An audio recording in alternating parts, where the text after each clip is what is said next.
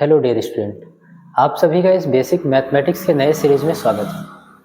हम लोग trigonometry complete कर चुके हैं और उसी के क्रम में आज आगे बढ़ेंगे। तो आज हम लोग पढ़ने वाले हैं ग्राफ एनालिसिस। तो आप लोग ग्राफ हेडिंग कर लीजिए और उसके बाद हम लोग समझते हैं कि ग्राफ है क्या। चलो देखते हैं। ग्राफ को आप इस प्रकार से समझ सकते हो कि किन्हीं चर राशियों के संबंधों को जब हम निर्देशांक निकाय पर प्रदर्शित करते हैं तो उसको ग्राफ बोलते हैं। जैसे एग्जाम्पल के लिए आप सब लोगों ने 10th में पढ़ा होगा, ओम के नियम में ये होता है विभवांतर डायरेक्टली प्रोपोर्शनल करंट।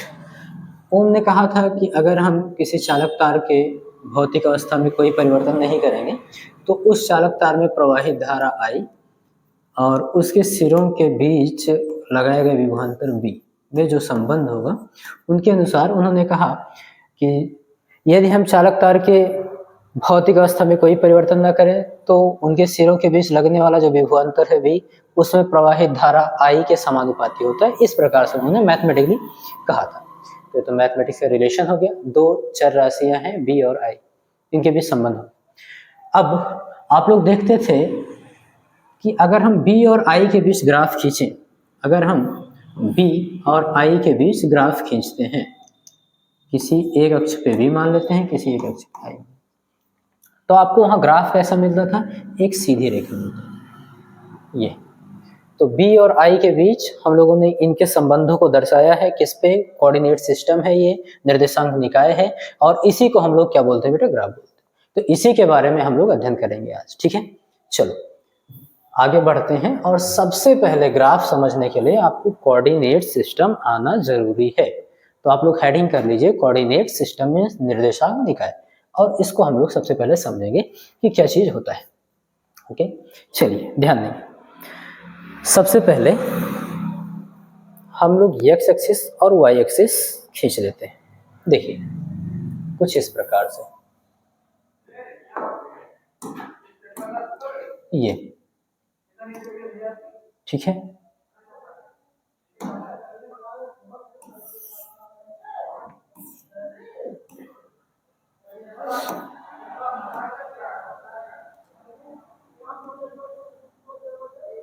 ये आपका हो गया x एक्सिस। ठीक है,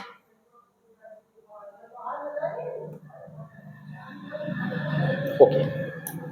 ध्यान देंगे बेटा, इसमें हम लोग ये समझेंगे कि जो पड़ी हुई लाइन है ये, इसको हम लोग क्षैतिज रेखा बोलते हैं। क्या बोलते हैं बेटा? क्षैतिज रेखा। और इंग्लिश में इसी लाइन को हॉरिजॉन्टल लाइन बोलते हैं। क्या बोलते हैं? हॉरिजॉन्टल लाइन मींस पड़ी लाइन, क्षैतिज रेखा। और जो ये खड़ी हुई लाइन है, इसको हम लोग इंग्लिश में वर्टिकल लाइन बोलते हैं और हिंदी में ऊर्ध्वाधर रेखा बोलते हैं। बात समझ में आ रही? तो ये जो आपको एक क्षैतिज रेखा दिख रही है, इसी को बेटा हम लोग बोलते हैं एक्स एक्सिस। इस क्षैतिज रेखा को हम लोग बोलते हैं एक्स एक्सिस, मींस एक्स अक्ष। क्या बोलते हैं बेटा? एक्स अक्ष। ठीक है, आप लोग जान गए। ऐसे ही इसको बोलते हैं हम लोग वाई अक्ष, वाई एक्सिस। ठीक है, चलो लिख दे रहे हैं, ये वाई अक्ष हो गया और ये आपका एक्स अक्ष हो गया। ये पूरा। अब ध्यान देंगे, ये एक दूसरे को जहां पे इंटरसेक्ट करते हैं, यानी कि प्रतिच्छेद करते हैं, काटते हैं, उस बिंदु को हम लोग मूल बिंदु बोलते हैं, मींस ओरिजिन पॉइंट बोलते हैं। तो यहाँ पर हम लोग लिख लेंगे कि ये पॉइंट क्या है? तो ये ओरिजिन पॉइंट है।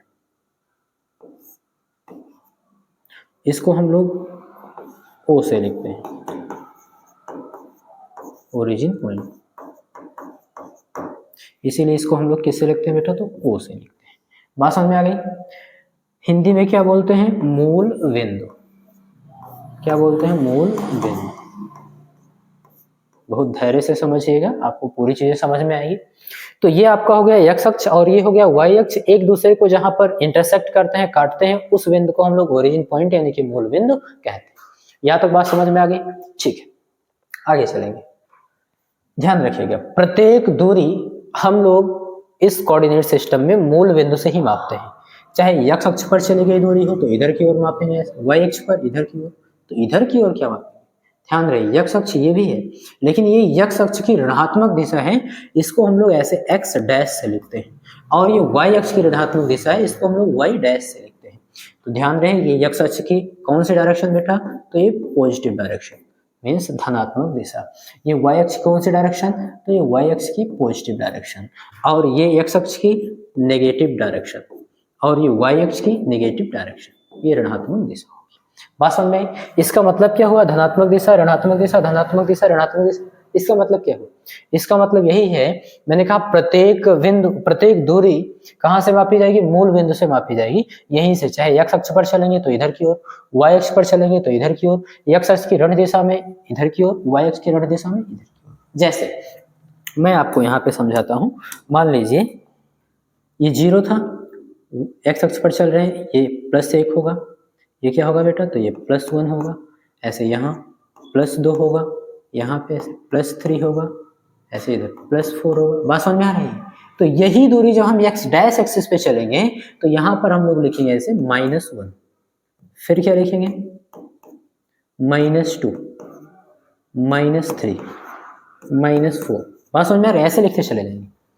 तो आप माप कहाँ से रहे हो, मूल बिंदु से, इधर की ओर ऐसे चल रहे हो प्लस में, इधर की ओर चल रहे हो माइनस। ऐसे y अक्ष पर भी सिमिलर होगा, देखिए कैसे सेम होगा, ये +1, +2, +3, +4 ऐसे चलते जाएंगे। और y अक्ष की ऋणात्मक डायरेक्शन में भी हम लोग ऐसे आएंगे, -1, -2, -3, -4, इस तरीके से। तो ये आपका हो गया, x अक्ष की धनात्मक दिशा में चलेंगे कैसे, क्या मिलेगा, y अक्ष की धनात्मक दिशा में, ऋणात्मक दिशा में इधर y डैश यानी कि y अक्ष की ऋणात्मक दिशा में चलेंगे तो क्या क्या मिलेगा, ये चीजें आपने समझ लो। ठीक है, अब आगे हम लोग समझने वाले हैं कि किस, हाँ इनको क्या बोलते हैं ये देख लेंगे। सबसे पहले आप लोग जानते भी हो, ट्रिग्नोमेट्री में पढ़ चुके हो, फिर भी आप देखिए, इसको हम लोग बोलते हैं प्रथम चतुर्थांश, फर्स्ट क्वाड्रेंट। फर्स्ट क्वाड्रेंट, इसको हम लोग बोलते हैं बेटा सेकंड क्वाड्रेंट, ऐसे लिख लेंगे। इसको बोलते हैं थर्ड क्वाड्रेंट यानी कि तृतीय चतुर्थांश। इसको हम लोग बोलते हैं बेटा फोर्थ क्वाड्रेंट यानी कि चतुर्थ चतुर्थांश। तो ये प्रथम चतुर्थांश, द्वितीय चतुर्थांश, तृतीय चतुर्थांश, चतुर्थ चतुर्थांश। अच्छा मान लीजिए कोई यहाँ पर एक बिंदु है तो उसका चिन्ह क्या होगा, बात समझ में आ रही है? बिंदु का मतलब आप ऐसे समझिए, निर्देशांक। किसी बिंदु का जब हम निर्देशांक लिखते हैं, ध्यान दीजिए, बिंदु का निर्देशांक, बिंदु का निर्देशांक, 1 मिनट आप लिखेंगे, बिंदु का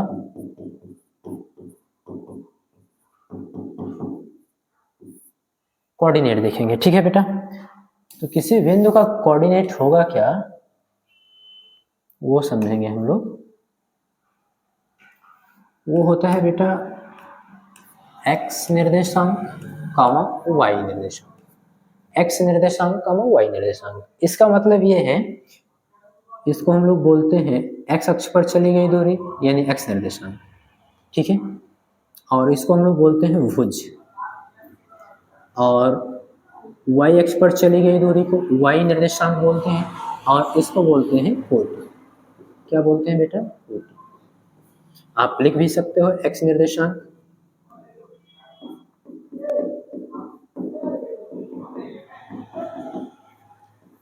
और ये y निर्देशांक। चलो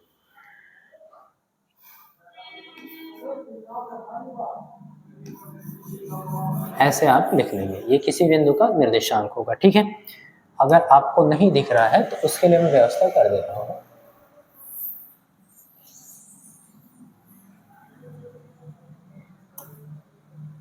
थोड़ा सा इधर करेंगे और इसको छोटा ताकि आपको दिखे। चलो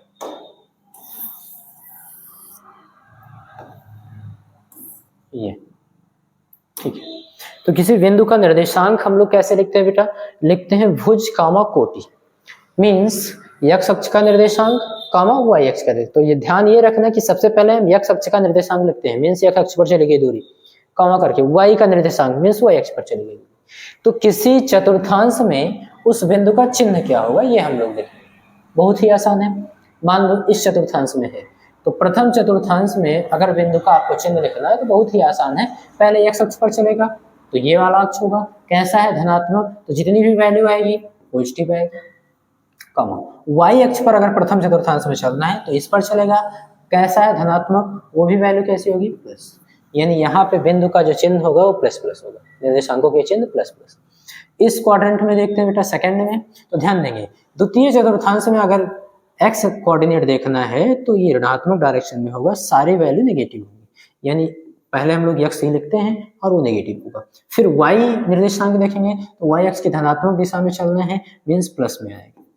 तो द्वितीय चतुर्थांश में कोई भी बिंदु होगा उसका चिन्ह होगा माइनस प्लस। तृतीय में देखेंगे तो तृतीय में x अक्ष पर चली गई दूरी कौन सी, नेगेटिव डायरेक्शन में, तो नेगेटिव मिलेगी। y अक्ष पर चली गई दूरी नेगेटिव। ध्यान रहे पहले हम लोग x कोऑर्डिनेट को ही लिखते हैं। ऐसे चतुर्थ की बात करेंगे तो चतुर्थ में x अक्ष पर चली गई दूरी ये वाला लेंगे, प्लस y अक्ष पर चली गई दूरी माइनस ये। अब आप किसी बिंदु का चिन्ह देखकर उसको बता सकते हो कि ये किस चतुर्थांश में होगा, प्रथम में होगा, द्वितीय में होगा, तृतीय में होगा, चतुर्थ में होगा। जैसे मैं आपसे पूछ रहा हूँ ये किस चतुर्थांश में है, -2, 3। आप बताओ किस चतुर्थांश में, तो आप बोलोगे x अक्ष क्या है, नेगेटिव है, और y अक्ष क्या है, पॉजिटिव है। इसका मतलब द्वितीय में देखो x अक्ष नेगेटिव है और y अक्ष क्या है, धनात्मक यानी पॉजिटिव। ये चीज हो गया। चलो इसको और अच्छे से समझने के लिए हम लोग 2-3 बिंदु लेंगे और इस पर क्या करेंगे, दर्शाएंगे। बस इतना काम करना है, उसके बाद निर्देशांक सिस्टम आपको समझ में आ जाएगा। तो नेक्स्ट पेज ले लेते हैं और ये समझ लेते हैं। इसके लिए हम लोग ग्राफ ले लेते हैं। चलो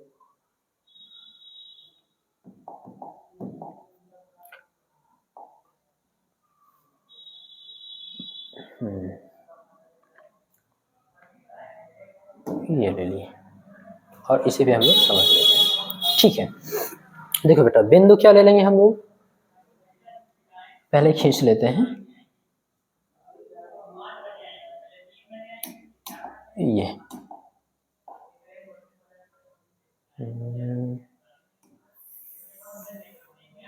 ठीक है,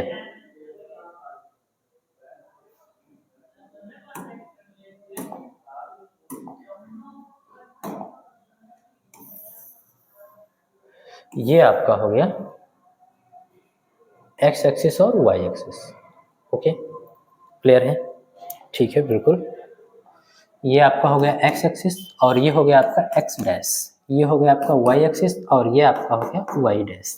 ठीक है, चलो, और इट इज ओरिजिन मीन्स मूल बिंदु O। यहाँ तक बात समझ में आ गई। हम लोग बिंदु ले रहे हैं, बिंदु में आप देखिए, मान लीजिए आपको पॉइंट दिए हैं,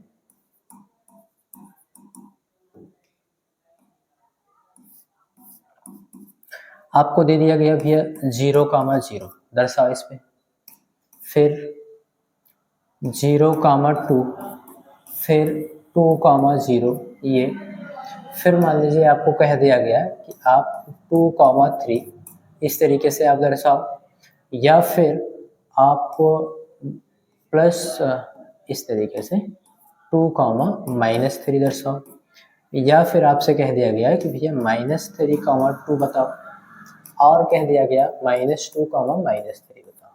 बात समझ में आ रही है? इस तरीके से आपसे कह दिया, इतने बिंदु दे दिए गए हैं और इतना अगर आप समझ लेते हो तो आपको कोऑर्डिनेट सिस्टम समझ में आ गया। बात समझ में आई? चलो पहले बिंदु हम लोग इसमें दर्शाते हैं, देखेंगे कि कहाँ होगा, तो ध्यान देंगे थोड़ा सा। चलो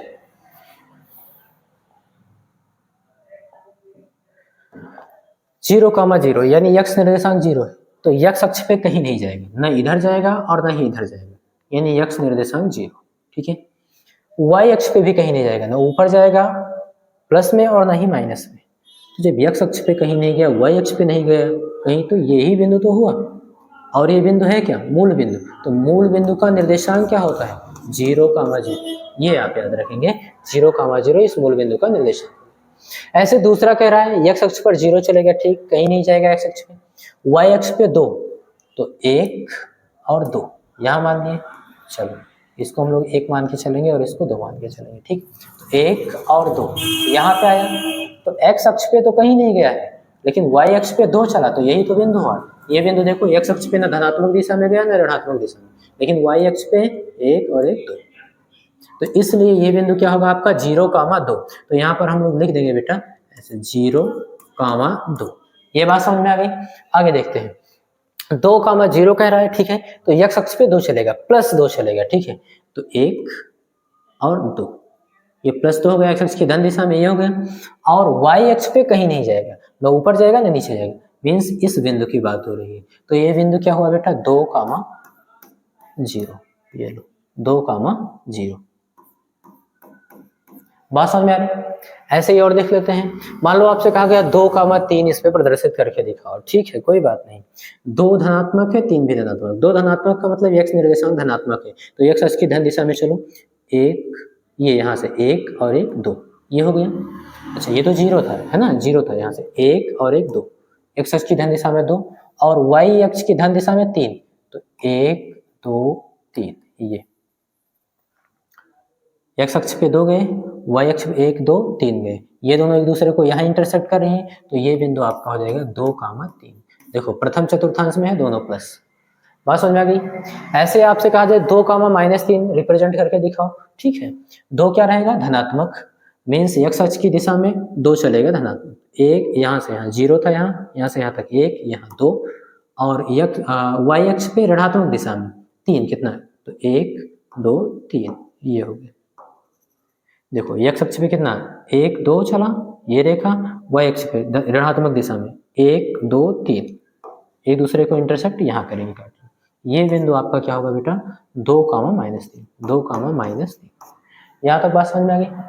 आगे देख लेते हैं -3,2, x अक्ष की ऋणात्मक दिशा में 3 चलेगा, y अक्ष की धनात्मक दिशा में 2 चलेगा, चलो तो 1 2 3, और y अक्ष की ऋणात्मक दिशा में कितना 2 चलेगा, तो 1 2, ये बिंदु होगा क्या बेटा -3, ऐसा बिंदु।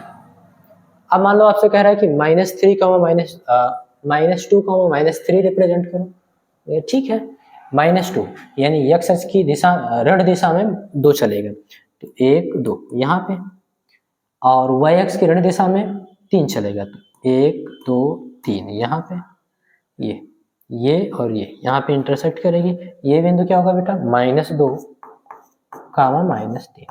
आई होप आपको कोऑर्डिनेट सिस्टम समझ में आ गया, निर्देशांक ज्यामिति आपको, निर्देशांक निकाय आपको समझ में आ गया। अगर इतना समझ में आ गया कि भैया ये x अक्ष होता है, ये y अक्ष होता है, x अक्ष की धनात्मक दिशा, ये x अक्ष की ऋणात्मक दिशा, ये y अक्ष की धनात्मक दिशा, ये y अक्ष की ऋणात्मक दिशा, ठीक है।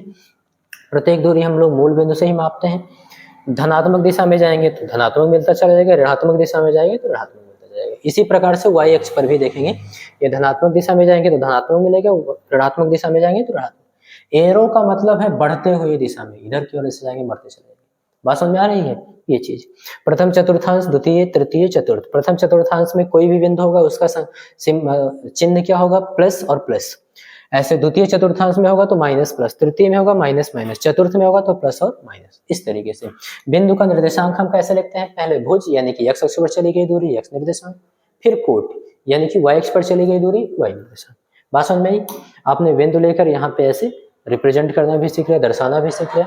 अब हम लोग सीखेंगे ग्राफ, और ग्राफ में सबसे पहला ग्राफ सीखेंगे बेटा स्ट्रेट लाइन का, यानी कि सरल रेखा का, जो आपके ओम के नियम में काम कर रहा था। बस समझ में आ गई।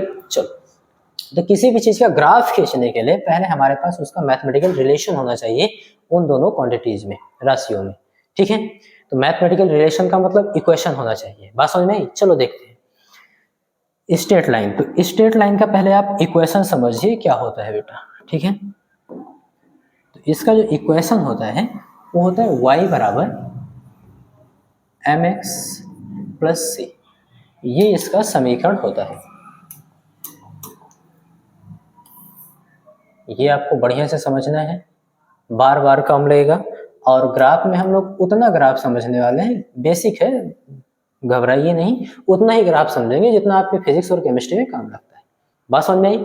चलो, y बराबर mx प्लस c, यहाँ पे m क्या है और c क्या है, तो हम लोग लिखेंगे बेटा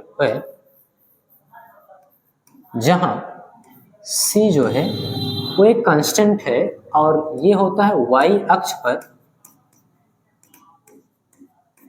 कटा अंतःखंड, कटा अंतःखंड। अभी मैं ग्राफ के माध्यम से समझाऊंगा कि ये क्या होता है। m क्या है? तो m जो होता है बेटा वो होता है रेखा की प्रवणता। क्या होता है? रेखा की प्रवणता, या फिर इसी को हम लोग बोलते हैं बेटा ढाल, रेखा की ढाल, रेखा की प्रवणता या फिर रेखा की ढाल। बात समझ में आ गई? अब चलो इसका ग्राफ पढ़ने से पहले एक महत्वपूर्ण चीज आ जाता है, प्रवणता या ढाल। इसको हम लोग बढ़िया से समझ लेते हैं कि ये प्रवणता क्या होता है या ढाल क्या होता है, ठीक है? फिर हम लोग इसका ग्राफ स्टार्ट करेंगे। चलो समझते हैं। तो सबसे पहले आप लोग हेडिंग कर लीजिएगा यहाँ पे ऐसे ही, ग्रेडियंट या फिर स्लोप ऑफ लाइन मीन्स रेखा की ढाल या प्रवणता, ये आपको लिखनी, ठीक है बेटा? इसको बोलते हैं प्रवणता, बात एक ही है, या फिर इसको बोलते हैं ढाल, ठीक है? ये आपको समझना है क्या होता है। तो हम लोग लिख देंगे बेटा, ये जो रेखा की प्रवणता या ढाल होता है वो m से रिप्रेजेंट होता है, ठीक है? वो तो आपने लिखा ही है, ओके। और ये बराबर होता है tan थीटा के। किसके बराबर होता है? तो बोल देंगे tan थीटा के बराबर होता है, ओके। बात समझ में आ गया, लेकिन थीटा क्या है इसको समझना है। तो इसके लिए हम लोग लिख देंगे यहीं पे, जहां थीटा x अक्ष की धनात्मक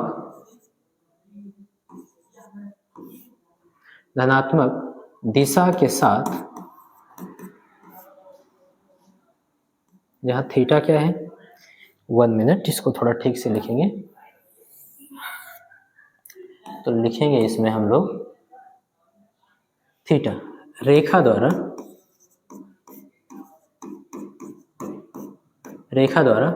x अक्ष की धनात्मक दिशा से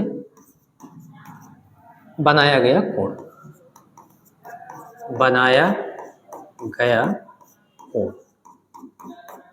ये हो गया, ठीक है? अब आपको अगर ये समझ में आ गया कि थीटा क्या है, x अक्ष की धनात्मक दिशा से रेखा द्वारा बनाया गया कोण है, तो tan थीटा आप आराम से निकाल लेंगे, और tan थीटा ही क्या होता है? प्रवणता होती है। बात समझ में आ गई?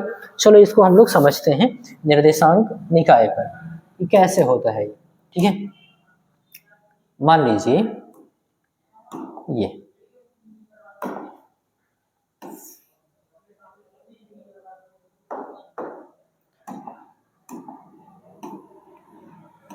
चलो, ये आपका क्या हो गया? निर्देशांक निकाय हो गया। इसको ले आएंगे इधर,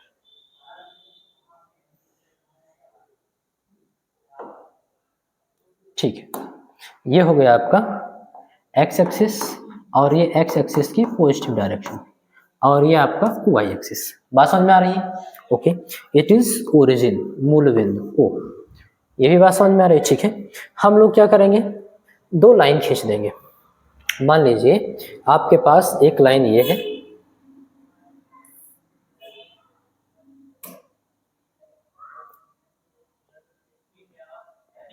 चलो ऐसे खींच दे रहे हैं, कहीं भी खींच दो आप, कोई दिक्कत नहीं, बस आपको दिखना चाहिए। ये एक लाइन आपने क्या किया, ये खींच दिया, ठीक है? और दूसरा लाइन हम इधर खींच दे रहे हैं इस तरीके से,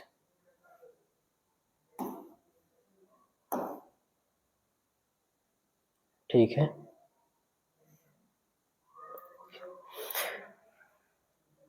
इसको हम लोग नाम दे देंगे बेटा कि ये भैया आपका लाइन 1 है और ये आपका लाइन 2 है।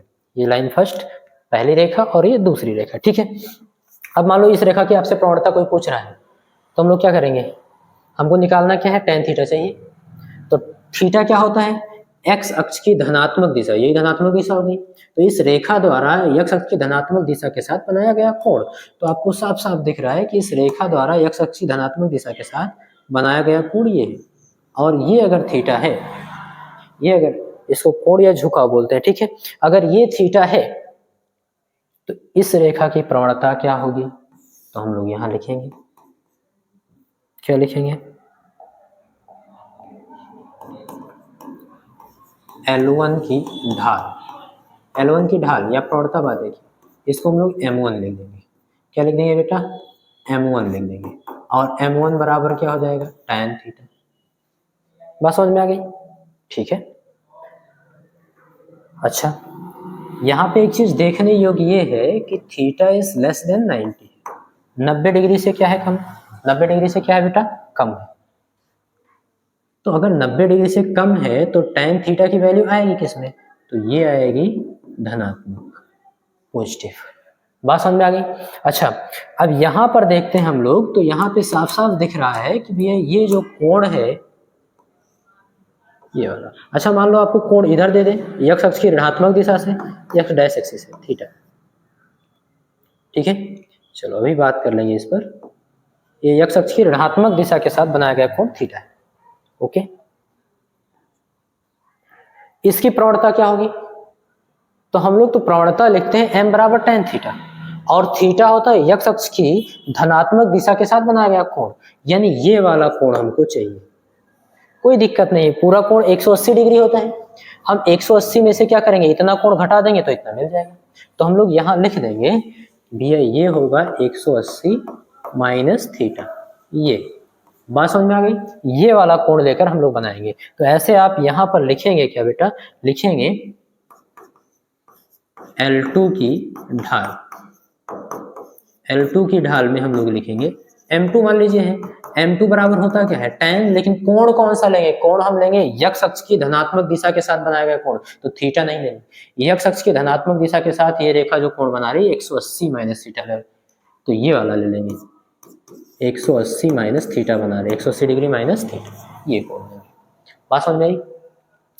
यहाँ पर देखने लायक ये है कि जो 180 माइनस थीटा है वो इज ग्रेटर देन 90 है, क्यों, क्योंकि थीटा क्या है, न्यून कोण, 180 में से 90 से कम कुछ भी घटाओगे तो 90 से ज्यादा ही आएगा, ठीक है, न्यून कोण का मतलब ही होता है 90 डिग्री से कम, तो थीटा क्या था बेटा, न्यून कोण था, 90 डिग्री से कम था, और 180 माइनस थीटा लिखे हो, तो 180 में से आप थीटा यानी 90 डिग्री से कम कुछ भी घटाओ, जैसे मान लो 80 घटा दिए, तो 80 घटाओगे तब भी कितना बचेगा, 100 डिग्री, तो 100 डिग्री क्या है, इज ग्रेटर देन 90, 90 डिग्री से ज्यादा है, तो यहाँ पर कोण देखने लायक ये है कि कोण क्या था, 90 डिग्री से ज्यादा है, 90 डिग्री से ज्यादा हुआ तो क्या मिला आपको, ऋणात्मक, क्यों, क्योंकि देखो इसको भी मैं आपको समझाऊं, तो आपने ट्रिग्नोमेट्री अब पढ़ लिया है, अब आप जानते हो 180 माइनस थीटा, 180 ये होता है, इसमें से माइनस थीटा 90 से कम घटाना है, किसमें, सेकंड क्वाड्रेंट में, ASTC से आप जानते हो सेकंड क्वाड्रेंट साइन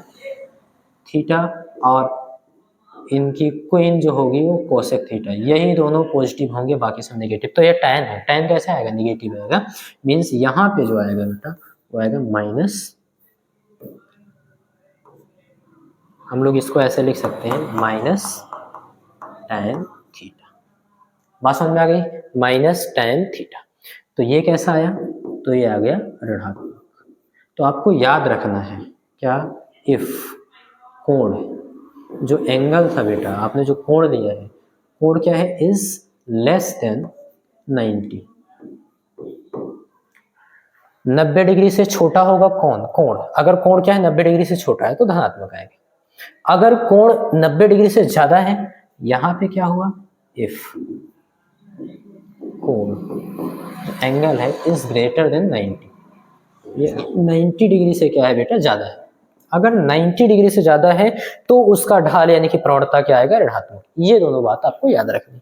तीसरी चीज भी आप याद रख सकते हो, और वो ये है L3, एक लाइन में और खींच रहा हूं, यहाँ पे ध्यान देना, मान लीजिए हम लोग खींच रहे हैं, कलर भी चेंज कर दीजिए ताकि विजिबल रहे, ये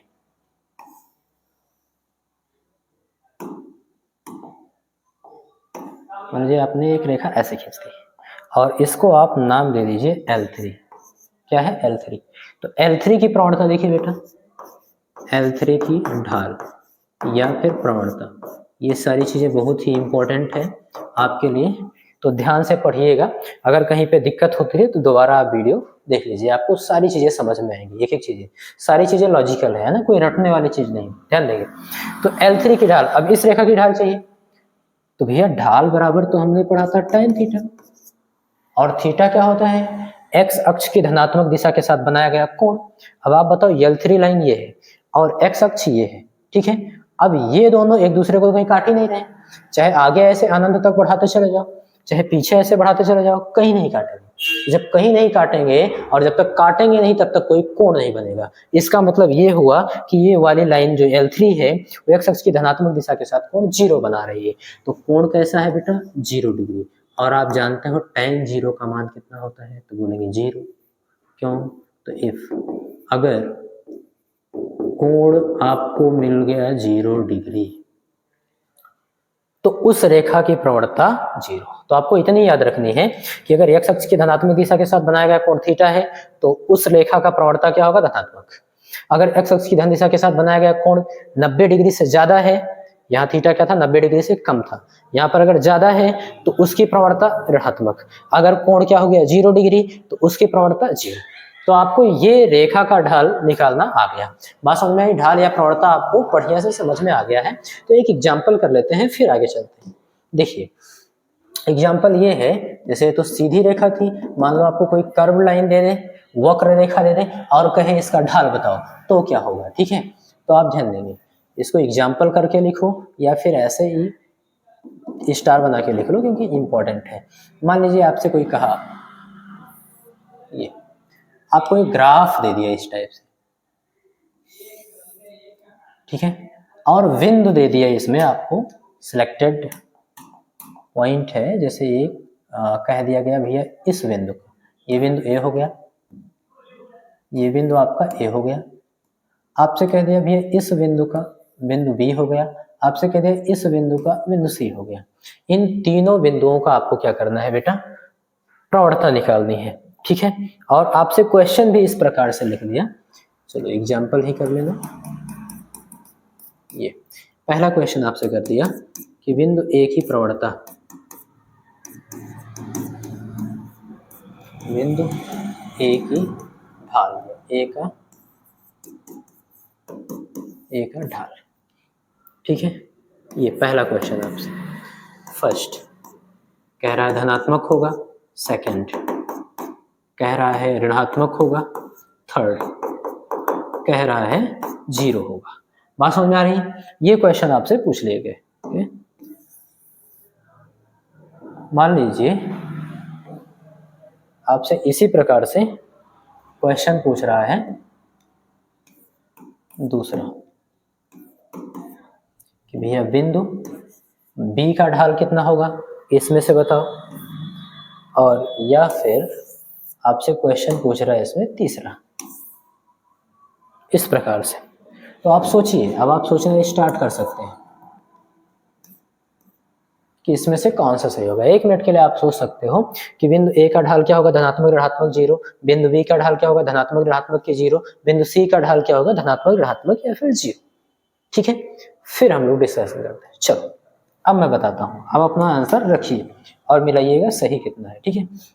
तो आप हमेशा याद रखिए, जब आपको कर्व लाइन का, जब आपको ऐसे कर्व लाइन दिया हो, वक्र रेखा दी हो और उस पर किसी बिंदु का ढाल पूछा हो, तो उसका ढाल निकालते समय हम क्या करते हैं? उस बिंदु पर स्पर्शी खींच देते हैं। क्या करते हैं? स्पर्शी खींच देते हैं, यानी टेंजेंट खींच देते हैं। देखिए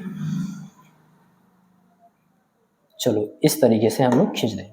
बिंदु ए का ढाल पूछा है तो बिंदु ए पर आप स्पर्शी खींचिए, ऐसे इस तरीके से खींचिए कि इसको स्पर्श करके जाए ऐसे, ठीक है।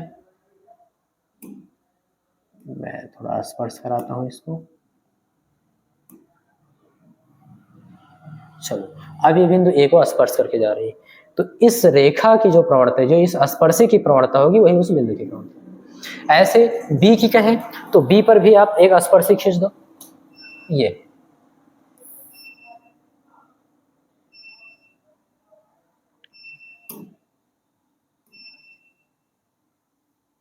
बिंदु बी पर स्पर्शी खींच दिए, ठीक है।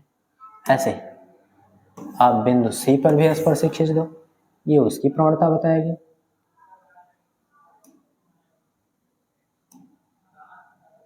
ठीक है, चलो ये आपका हो गया बेटा एक्स अक्ष, और ये एक्स अक्ष की पॉजिटिव डायरेक्शन, ये आपका हो गया Y X, it is origin, मूल बिंदु। अब आप बताइए, देख के बताइए बिंदु ए का प्रवणता क्या होगा, धनात्मक, ऋणात्मक या फिर जीरो। तो आप आराम से जान सकते हो कि इस रेखा का प्रवणता निकालेंगे तो थीटा लेंगे। कौन सा थीटा? एक्स अक्ष की धनात्मक दिशा के साथ बनाया गया कोण थीटा, और जो कि है क्या, तो 90 डिग्री से कम। अगर 90 डिग्री से कम है तो अभी हम लोगों ने सीखा है कि इसका प्रवणता कैसा आने वाला है, धनात्मक।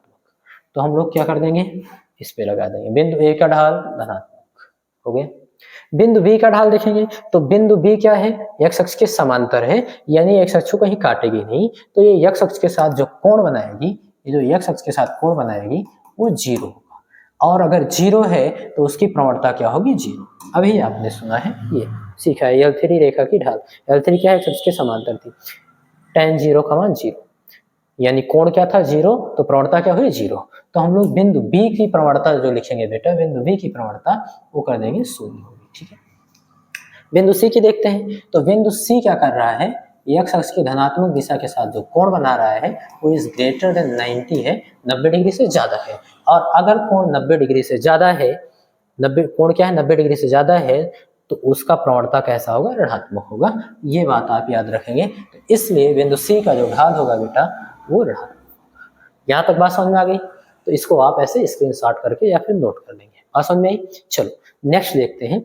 एक और चीज आप देखिए, कई बार आपसे पूछा जाता है, ग्राफ दे देगा और उसमें से कहेगा कि पहली बात तो जो ग्राफ होता है, जो ढाल होता है ग्राफ का, ग्राफ में जो ढाल होता है वो किसी न किसी क्वांटिटीज को रिप्रेजेंट करता है। जैसे आप आराम से समझ सकते हो कि ये जो ढाल है, अभी आपने देखा बी और आई का ओम के नियम में एक सीधी रेखा मिलती थी, ठीक है।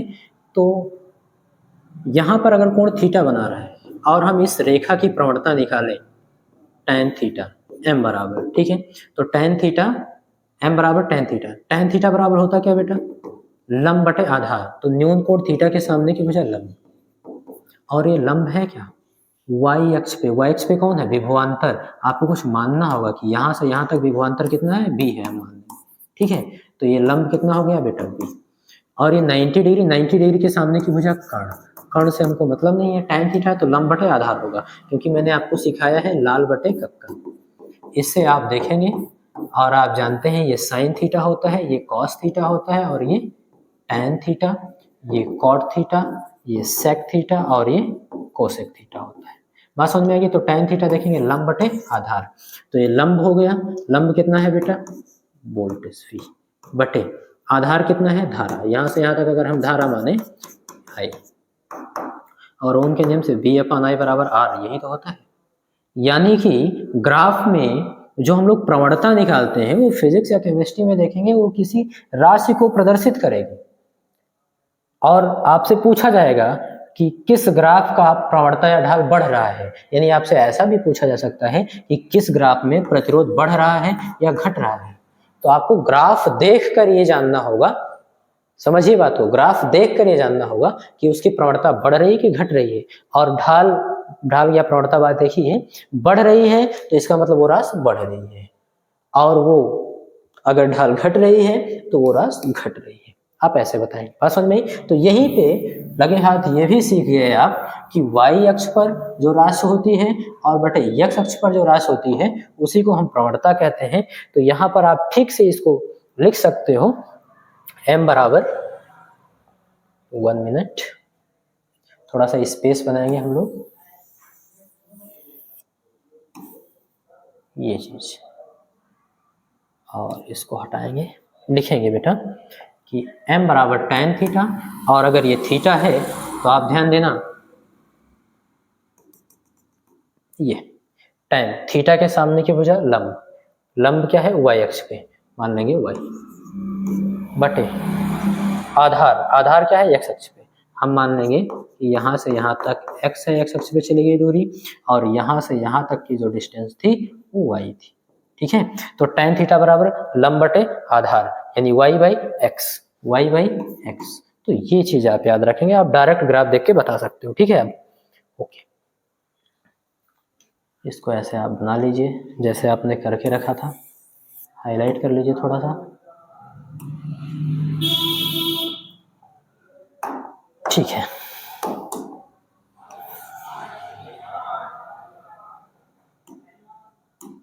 बात समझ में आई? तो अब मैं आपको सिखाने वाला हूं कि आप ग्राफ देखकर जान जाओ कि किसकी प्रवणता बढ़ रही है और किसकी प्रवणता घट रही है। चलिए ध्यान देंगे, ये आपने समझ लिया। चलो, तो आप हमेशा याद रखिएगा, आप खुद की शक्ल बनाइए और अगर आप रो रहे हैं, क्या कर रहे हैं, रो रहे हैं, तो इसका मतलब ये हुआ कि प्रवणता, अगर आप रो रहे हैं, ठीक है, तो प्रवणता जो ढाल होगी वो क्या होगी बेटा, घटेगी। क्या होगी, घटेगी। अच्छा, ये तो फर्स्ट चीज हो गई। सेकंड चीज, अब आप फिर से खुद की शक्ल बनाइए। ओके, इफ, और अगर आप इस बार मुस्कुरा रहे हैं, हंस रहे हैं, देन आप समझिए आपका काम हो गया। मीन्स एम क्या होगा, बढ़ेगा, प्रवणता आपकी क्या होगी, बढ़ेगी। अब गुरुजी इसका यूज हम लोग कैसे करेंगे, तो ध्यान दीजिए, मैं आपको एग्जांपल लेके समझा रहा हूँ, ये आप बना लीजिएगा, बहुत ही इंपॉर्टेंट चीज है। मान लीजिए आपके सामने ग्राफ दे दिया ऐसे, ठीक है, ऐसे क्या करते हैं, ग्राफ दे दिए, एक्स एक्सिस, ये वाई एक्सिस, कहा कि भैया ये ग्राफ है आपके सामने इस तरीके से, आपको देखकर बताना है कि प्रवणता बढ़ेगी कि घटेगी। तो आप बताओगे ये तो रो रहा है, रो रहा है, तो इसकी प्रवणता क्या होगी, घटेगी। और वो मैं अभी समझाता हूँ कैसे घटेगी। दूसरी चीज, मान लीजिए आपको इस टाइप से ग्राफ दिया है और कहीं पे कह रहा है ये ग्राफ है, ये एक्स एक्सिस है और ये वाई एक्सिस है, तो आप देखकर बताओ प्रवणता बढ़ रही है, घट रही है। तो हम बोलेंगे ये तो मुस्कुरा रहा है, अगर मुस्कुरा रहा है तो इसकी प्रवणता क्या होगी, बढ़े। और ये बात आप समझ सकते हो। देखो कैसे, हम लोग क्या करेंगे, एक एक बिंदु पर आप देखते चलो, आपको पता चल जाएगा। मान लो इस बिंदु पर आप प्रवणता निकाल रहे हो, ठीक है, तो इस पर आप क्या करोगे, ऐसे आप इस बिंदु पर निकाल रहे हो, तो इस बिंदु पर आप स्पर्शिक खींचो, आप देखोगे कि थीटा इज लेस देन 90। अगर थीटा लेस देन 90 है, इसका मतलब इस बिंदु का जो प्रवणता होगा वो क्या होगा, प्लस में होगा, धनात्मक होगा। इस बिंदु की बात करें तो यहां पर क्या हुआ बेटा, प्रवणता देखना ध्यान से, यहां पर theta is equal to 0, then इस बिंदु की प्रवणता क्या हो जाएगी, इस बिंदु की प्रवणता 0 हो जाएगी। पहले क्या था, धनात्मक था, यानी 3 4 5 बच रहा होगा, धीरे धीरे 0, 0 कैसे हुआ, घटता आ रहा है तभी तो 0 हुआ। ऐसे आप प्रत्येक बिंदु पर देख सकते हो। और बढ़िया से समझना चाहते हो तो इस बिंदु पर निकालो, इस बिंदु पर जब हम जाएंगे बेटा तो आगे देखेंगे कि x अक्ष के साथ ये कोण कैसा बना रहा है, थीटा, और थीटा कैसा है, इज ग्रेटर देन 90। अगर थीटा 90 है तो यहाँ पे प्रवणता ऋणात्मक, ऋणात्मक का मतलब 0 से भी कम हुई।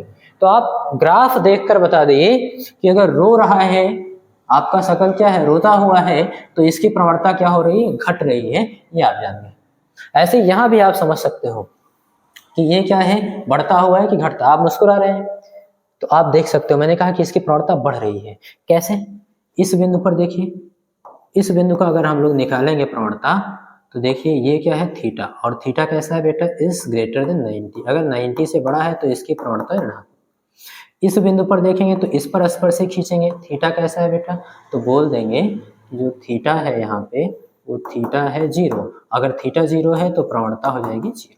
अच्छा, इस बिंदु पर प्रवणता देखें तो स्पर्शिक खींचेंगे, theta is less than 90, 90 degree से कम है, तो इसकी प्रवणता कितनी होने वाली है, धनात्मक। अब आप खुद बताओ, प्रवणता पहले ऋणात्मक थी, धीरे धीरे 0 हुई, फिर प्लस में हो गई, इसका मतलब क्या है, बढ़ती हुई। बात समझ में? तो जब आपसे पूछेगा इस तरीके से कि प्रवणता बढ़ रही है कि घट रही है, वास्तव में प्रवणता नहीं, आपसे कोई राशि पूछेगा, तो आप जानते हो कि जैसे मान लो बी और टी के बीच में ग्राफ खींच दिया गया, ये हो गया वेग और ये हो गया टाइम। इनके बीच में ग्राफ आपसे खींच दिया इस तरीके से, ठीक है। अब पूछ रहा है कि बताओ भैया त्वरण बढ़ता हुआ किसमें से, त्वरण बढ़ता हुआ है या घटता हुआ है या कांस्टेंट है, तो आपको बताना होगा, ठीक है। तो आप बड़े बड़े आराम से आप बता सकते हो कि क्योंकि B और T इसमें अगर हम देखें प्रवणता थीटा, तो tan थीटा लगाएंगे, tan थीटा बराबर आएगा क्या बेटा, लंब बटे आधार, लंब का मतलब वेग बटे आधार, आधार का मतलब समय, और वेग में परिवर्तन की दर होती है त्वरण, यानी इसका जो प्रवणता है वो त्वरण को प्रदर्शित करता है। तो आपसे डायरेक्ट पूछेगा ये बताओ कि त्वरण बढ़ता हुआ है या घटता हुआ है, बात समझ में, या फिर कांस्टेंट है, तो आपको बताना होगा। तो त्वरण पूछ रहा है, त्वरण का मतलब हम जानते हैं y/x यानी b/t होता है, और b/t का मतलब हम जानते हैं कि प्रवणता होता है, यानी हम प्रवणता देखकर बता देंगे कि त्वरण बढ़ रहा है कि घट रहा है। अगर प्रवणता बढ़ रही है तो त्वरण भी बढ़ रहा है, प्रवणता घट रही तो त्वरण भी घट रहा है, प्रवणता कांस्टेंट है तो त्वरण भी कांस्टेंट होगा यानी नियत होगा, ठीक है। तो अगर रोते ही सकल है इसका मतलब त्वरण क्या है बेटा, घट रहा है, क्यों, क्योंकि प्रवणता घटेगी तो त्वरण भी घटेगा। डायरेक्ट आप देखकर बता दिए, कुछ सोचना ही नहीं है, बात समझ में आ रही है। तो आपसे क्वेश्चन इस तरीके से पूछे जाएंगे इसमें, ठीक है। अच्छा कांस्टेंट का क्या होगा, तो कांस्टेंट तब होगा जब आपको एक सीधी रेखा दी जाएगी, क्या दी जाएगी बेटा, सीधी रेखा। जैसे आप ओम के नियम में पढ़ते हो, ओम के नियम में देखते हो ये बी है विभवांतर और ये आपका आई है धारा, इनके बीच में कहा जाता है एक सीधी रेखा है, ये सीधी। अब इस रेखा की आप प्रवणता देखो तो हमेशा कांस्टेंट होगी, ये थीटा कोण यहाँ बना रही है तो यहाँ भी क्या होगा, थीटा कोण ही बनाएगी, यहाँ भी क्या होगा, थीटा कोण ही बनाएगी, ऐसे थीटा कोण बनाएगी। अब प्रत्येक जगह पे आप निकालोगे, कहीं भी निकालोगे, ये निकालोगे थीटा बराबर लंब बटे आधार, लंब बी है आधार आई है, ऐसे यहाँ भी लंब बटे आधार, तो लंब क्या होगा बेटा, बी होगा और आधार क्या होगी, आई होगी। ऐसे यहाँ निकालो तो लंब क्या है बेटा, ये बी और आधार क्या है, धारा आई। और आप जानते हो tan थीटा बराबर लंब बटे आधार, यही तो आपकी प्रवणता है और यही आपका प्रतिरोध है। तो आपसे प्रतिरोध पूछ रहा था, आप प्रत्येक बिंदु पर निकालोगे b/r ऐसे आएगा कांस्टेंट, इतना ही आएगा, ढाल इसकी इतनी tan थीटा का मान इतना ही आएगा प्रत्येक बिंदु पे। तो इसका मतलब प्रत्येक बिंदु पे वही आ रहा है, तो r की वैल्यू फिक्स है, वही बार बार आ रहा है, इसका मतलब क्या हो, कांस्टेंट है। तो जब प्रवणता आपको देखना हो कांस्टेंट तो सीधी रेखा होगी, क्या होगी, सीधी रेखा। यानी जब आप ना मुस्कुरा रहे हो, यहाँ पे ध्यान दीजिएगा, जब आप ना ही रो रहे हैं और ना ही मुस्कुरा रहे हैं, तो क्या होने वाला है, 1 मिनट। इफ यदि आप ना ही मुस्कुरा रहे हैं और ना ही रो रहे हैं, बात समझ में आ रही है, देन m = कांस्टेंट। तो अगर आपको रेखा सीधी मिल रही है दो राशियों के बीच में, तो उसकी प्रवणता क्या होगी बेटा, कांस्टेंट होगी। बात समझ में आ गई।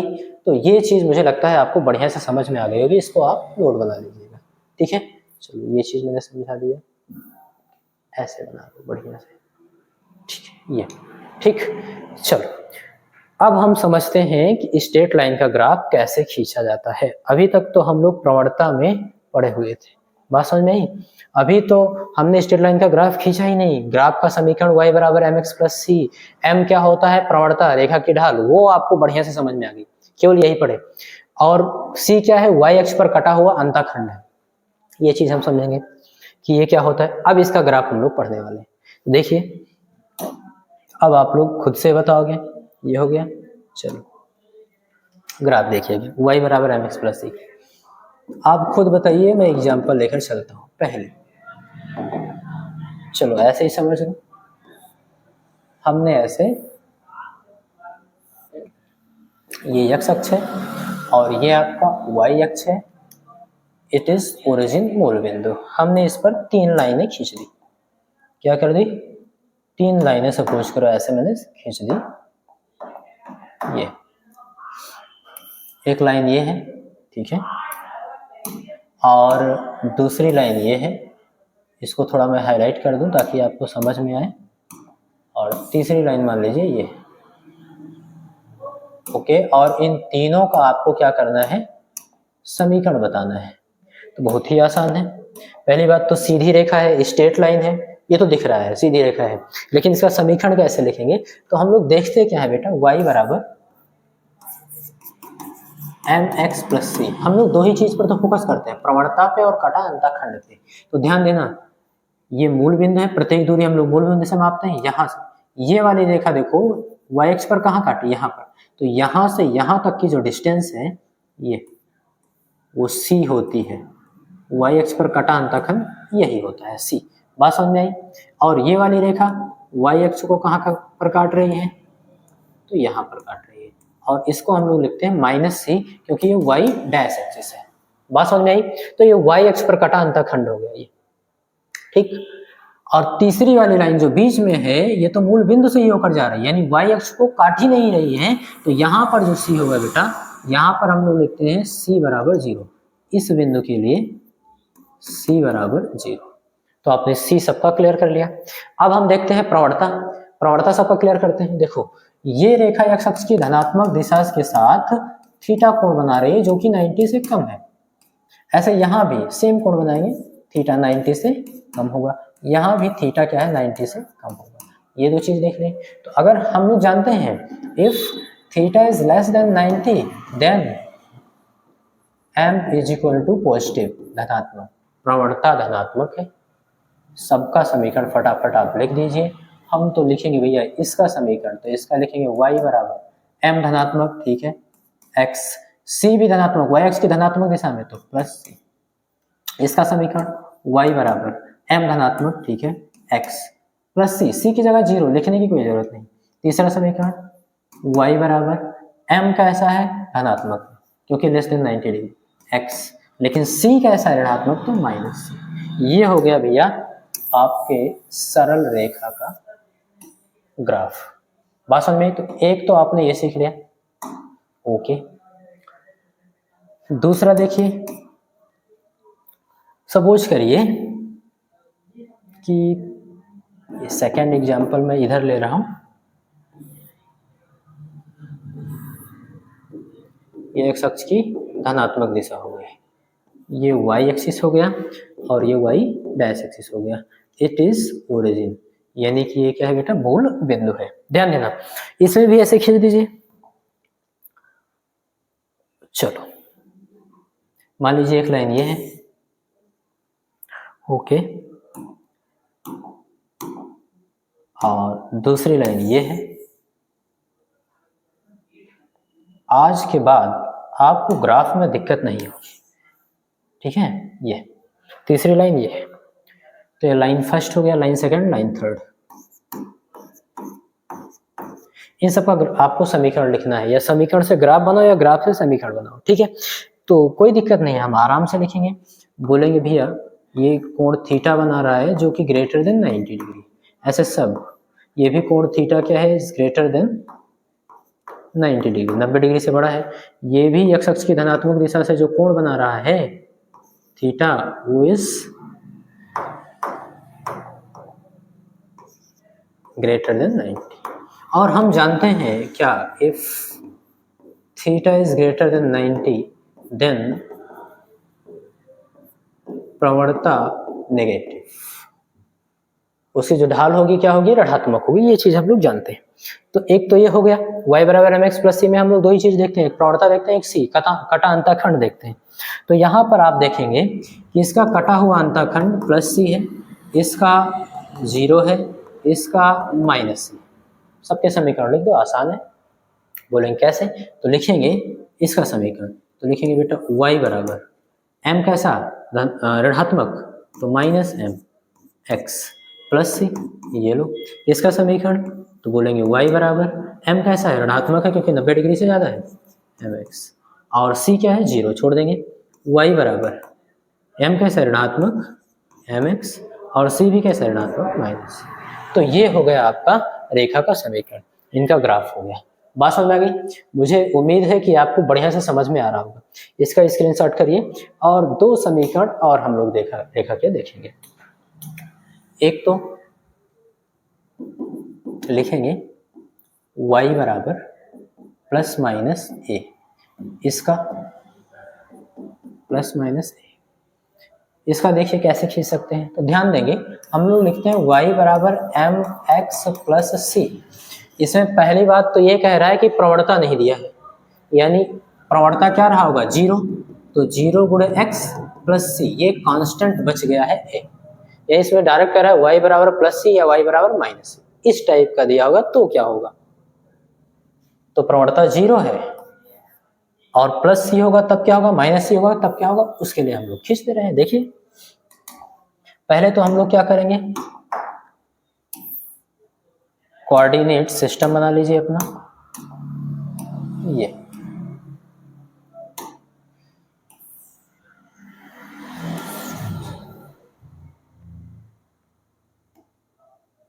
ओके, ये मैंने बना लिया।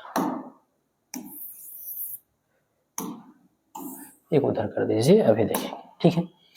ये आपका एक्स एक्सिस है, ये मूल बिंदु O है। हम लोग उस रेखा का समीकरण आपको दिया गया है जिसकी प्रवणता 0। प्रवणता 0 का मतलब यह हुआ वो रेखा क्या है, एक्स अक्ष के समांतर है, और y बराबर प्लस से या माइनस ए का मतलब मूल बिंदु से y अक्ष पर a दूरी प्लस में या फिर a दूरी माइनस में चला है, तो वो खींच लेंगे। तो रेखा देखिए आपकी क्या होगी, वो ये होगी।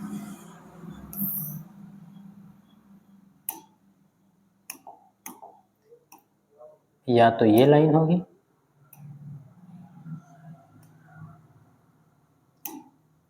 और या फिर ये लाइन होगी। अब ध्यान देना, ये क्या है, ये है y बराबर प्लस ए, क्योंकि ये यहां पर a दूरी चली है, मूल बिंदु से a दूरी चली है, ठीक है, y अक्ष पर। तो y बराबर प्लस हो गया, और इसकी प्रवणता क्या है रेखा की, m बराबर 0, क्योंकि ये x अक्ष के साथ 0 कोण बना रही है। ऐसे यहां पर देखें तो ये माइनस a दूरी चली है y अक्ष पर, इसलिए इस रेखा का समीकरण है y बराबर माइनस ए। बात समझ में आई। इस रेखा की प्रवणता भी क्या है, m बराबर 0। Concept clear. ऐसे अगर आपसे कोई पूछता है कि भैया x बराबर प्लस माइनस ए, इसका समीकरण क्या होगा, वेरी सिंपल, y बराबर प्लस माइनस ए था तो x अक्ष के समांतर रेखा का समीकरण था। अगर x बराबर प्लस माइनस ए है तो y अक्ष के समांतर हो जाएगा। ये x अक्ष है और ये y अक्ष है, तो y अक्ष के समांतर उस रेखा का समीकरण होगा जो मूल बिंदु से प्लस माइनस a दूरी पर है। ये देखिए, इसका ग्राफ आप ऐसे बनाएंगे,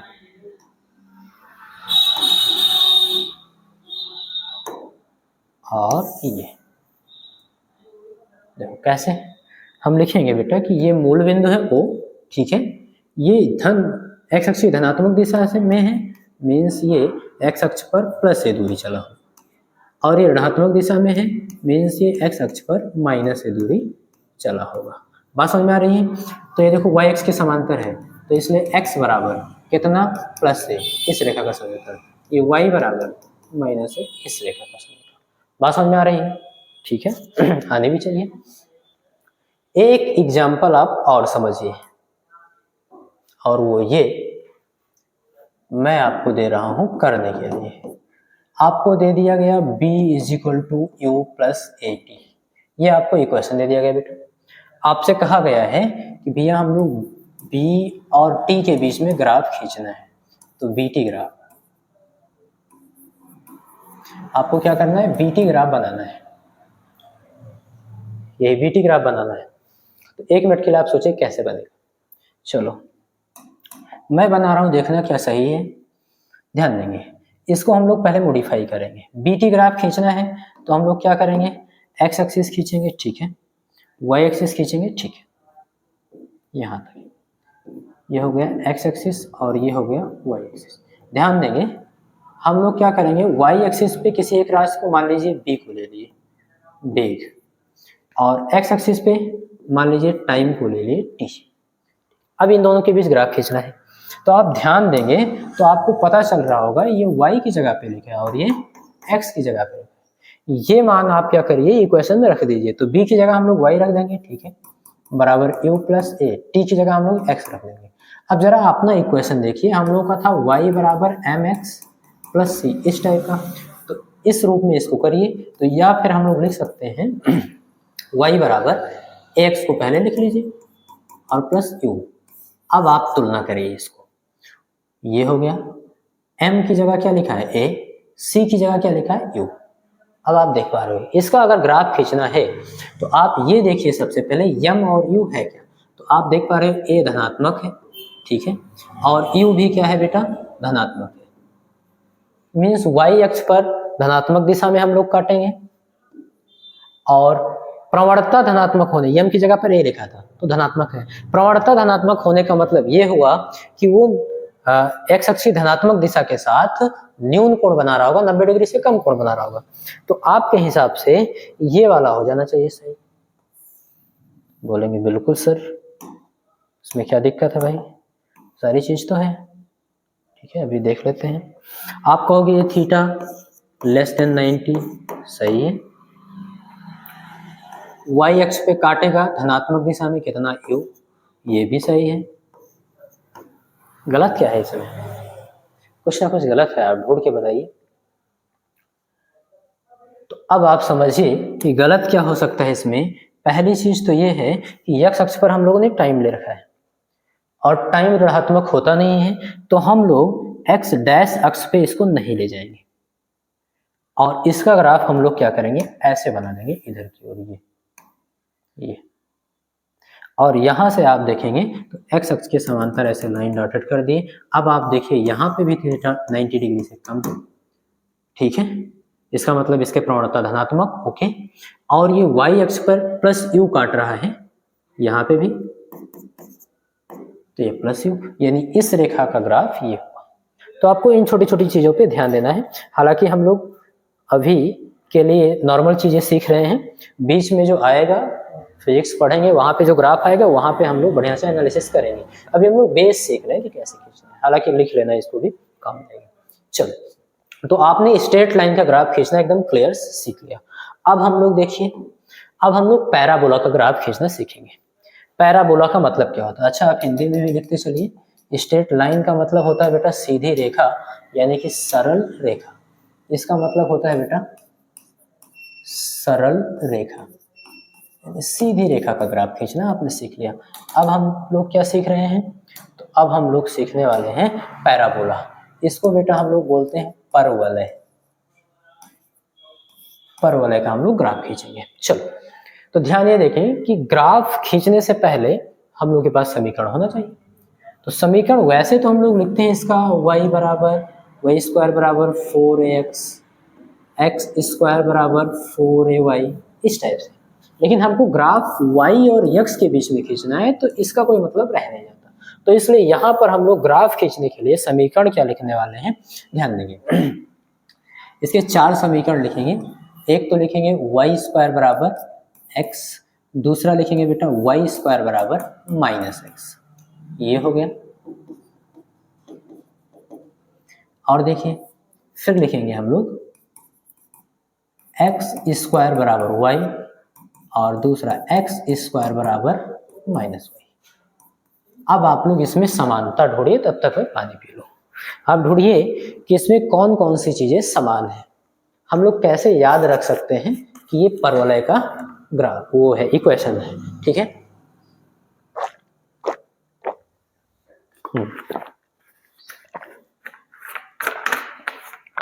चलो देखते हैं। तो एक चीज आपको इसमें कॉमन मिली होगी कि पैराबोला के समीकरण में x और y दो चर राशियां हैं, कितनी, दो चर राशियां हैं, ठीक है, और एक की घात 1 है और दूसरे की घात 2 है, ये भी हमको क्लियर दिख रहा है प्रत्येक समीकरण में।